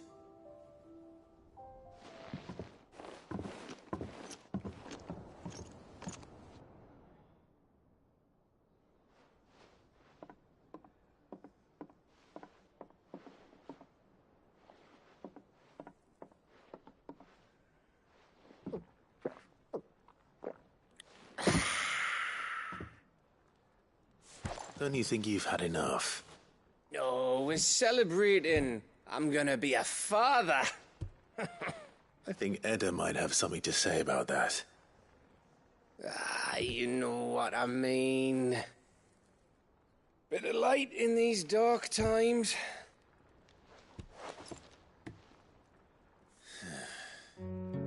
Wasn't long after me 10th name day, my mum told us she was with child again. I was over the fucking moon. I was looking forward to having a little one to lord it over, what with me being the runt of the litter. Thought I'd finally have a chance to prove to the world that I could be a big brother. Imperials came the day she went into labour. Had myself a baby sister, and then I didn't. Me whole family gone in a blink, while I hid in the cellar like the spineless little arsehole I was. Great brother I turned out to be.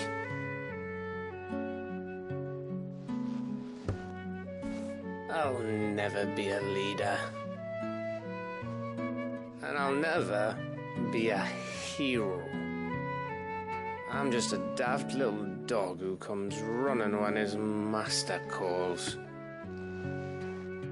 I'll never be like you, or Sid, or Jill, or even Torgal. Have you finished? Maybe.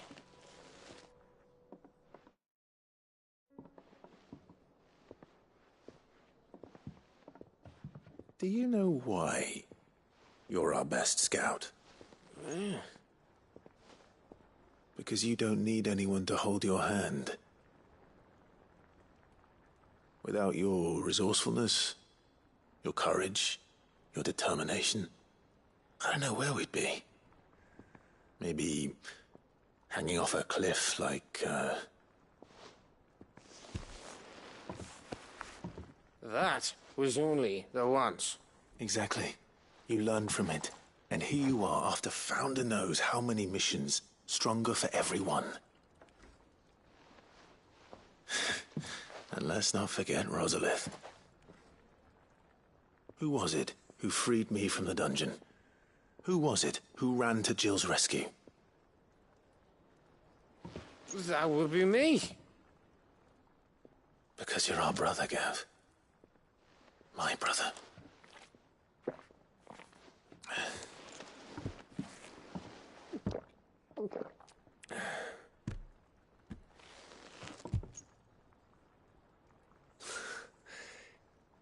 Your brother.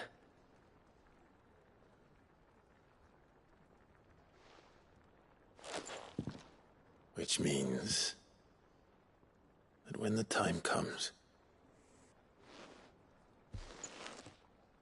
I get your room. And your sword.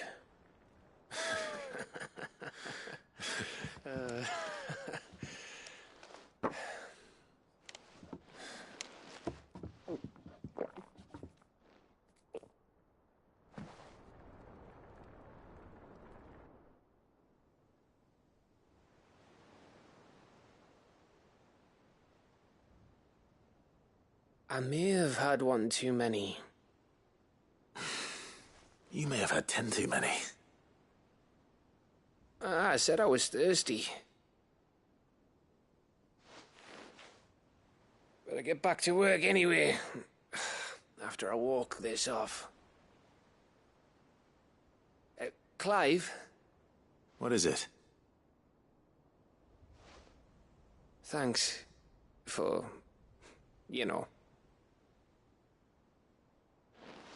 I know.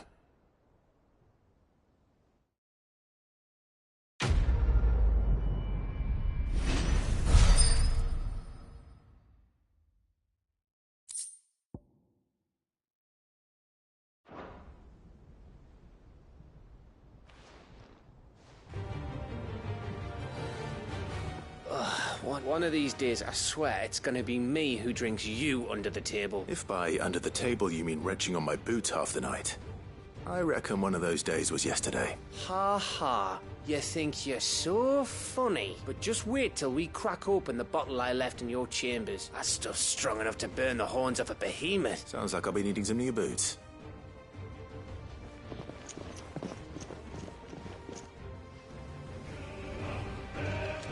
Do you think they'll come back?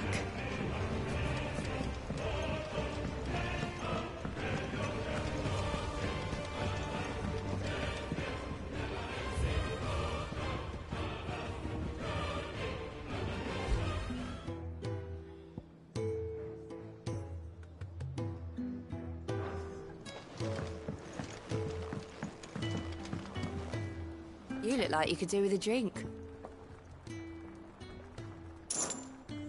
As if setting our people free wasn't enough. Good news, everyone. The casks have been liberated. Here's to Sid.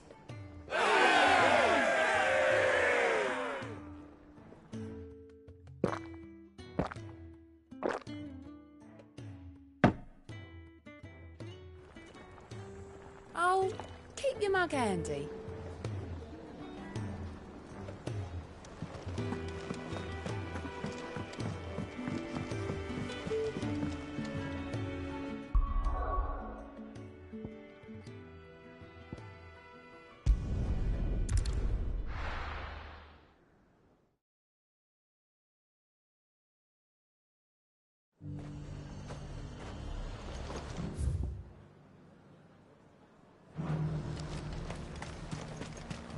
And how might I help the garrison today?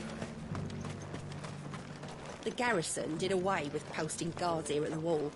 Now any man, woman or branded can pass freely.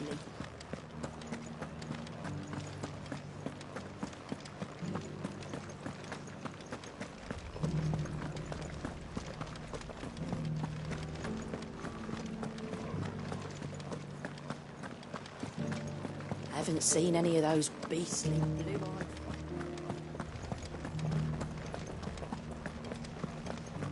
Do be careful. I will.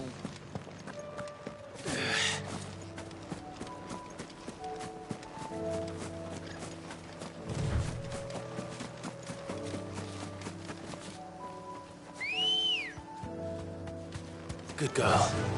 Faster!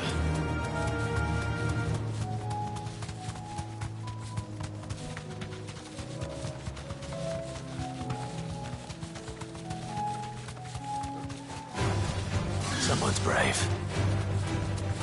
The meadows are vast. Where do we even start? Yote mentioned the coastline. We can start there.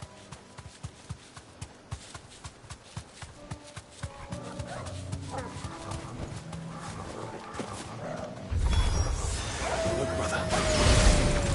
You see them? The flowers and our friends.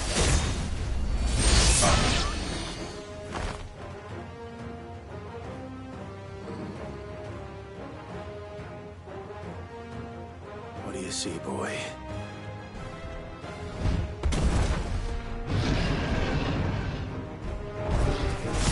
Let's hope this is the last one. Only one way to find out.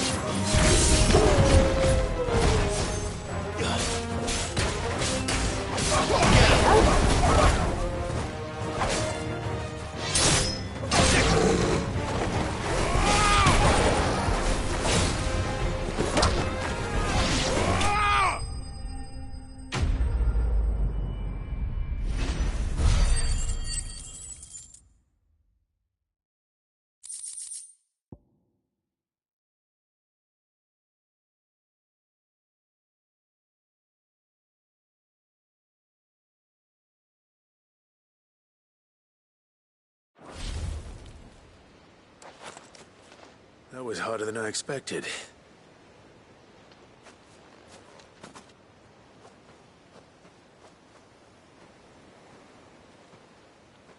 But found her. It was worth it. They're beautiful. Do you think Jill will like them? She'll love them. Come on. Let's go.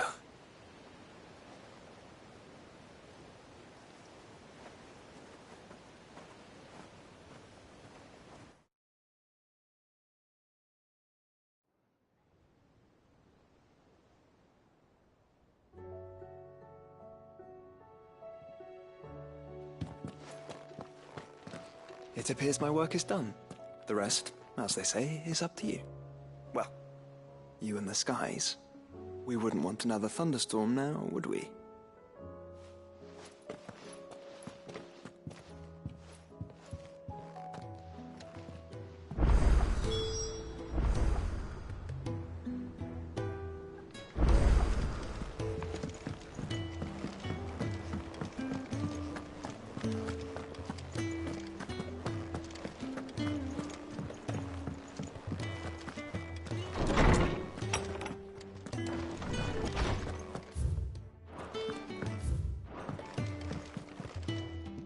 Jill, there's something I'd like to show you.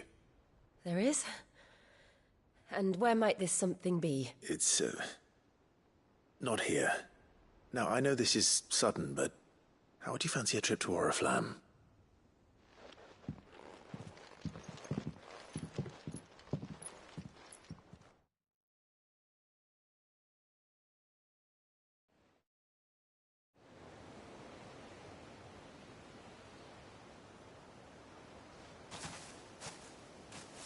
There are so many. This is what you wanted to show me. Yeah, I don't know what to say. You don't need to say anything. The smile on your face is enough. We've been worried about you. Joshua and I. Do you remember when I took you to Man's Hill? Or tried to? How could I forget? You saw me crying and thought a change of scenery might lift my spirits. In the end, it earned me a nasty cough and a stern scolding from your mother. But I felt wonderful nonetheless. I'm sorry. I had no idea what I was getting us both into. But I couldn't bear to see you like that. Before we left, my chambermaid told me she'd overheard your mother talking about my marriage prospects with some of the noblewomen at court. They were debating whether it would be more profitable to marry me off to one of the high houses instead of saving me for the ducal line. No one thought to ask me what I wanted. I was nothing to them. A pawn at best. I felt so trapped. So lonely. I didn't know. But I wasn't alone.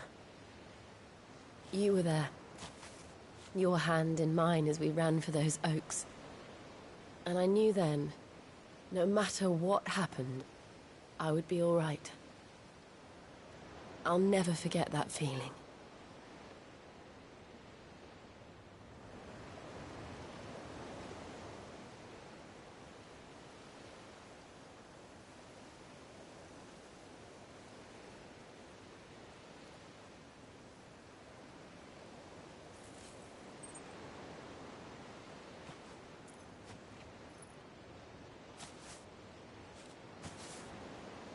Before we broke camp, the morning after the storm, do you know what I did? No? What? I slipped away from my governess to climb the tor. And from there I saw a sea of petals, all reaching for the sun. And I realized that no matter how terrible the night, dawn would always come.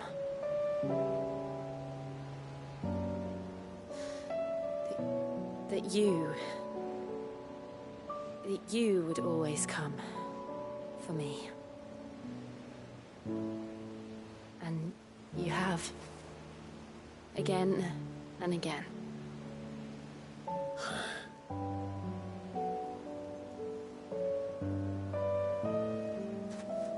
Where do you see us? When all this is over?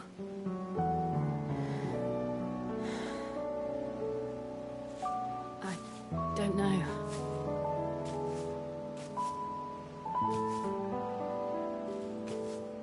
Not here, though. I think I've outgrown the twins. After everything we've been through, the realm just seems so small. I'll need some space to spread my wings. Then that's what you'll have. And I'll stop at nothing to see that you do.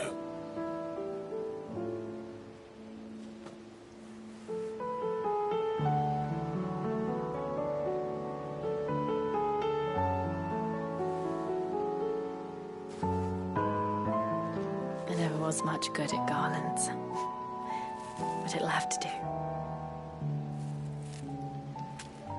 I'll treasure it forever.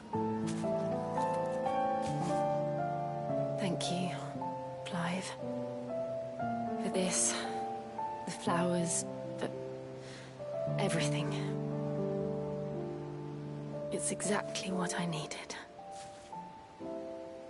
You are my treasure.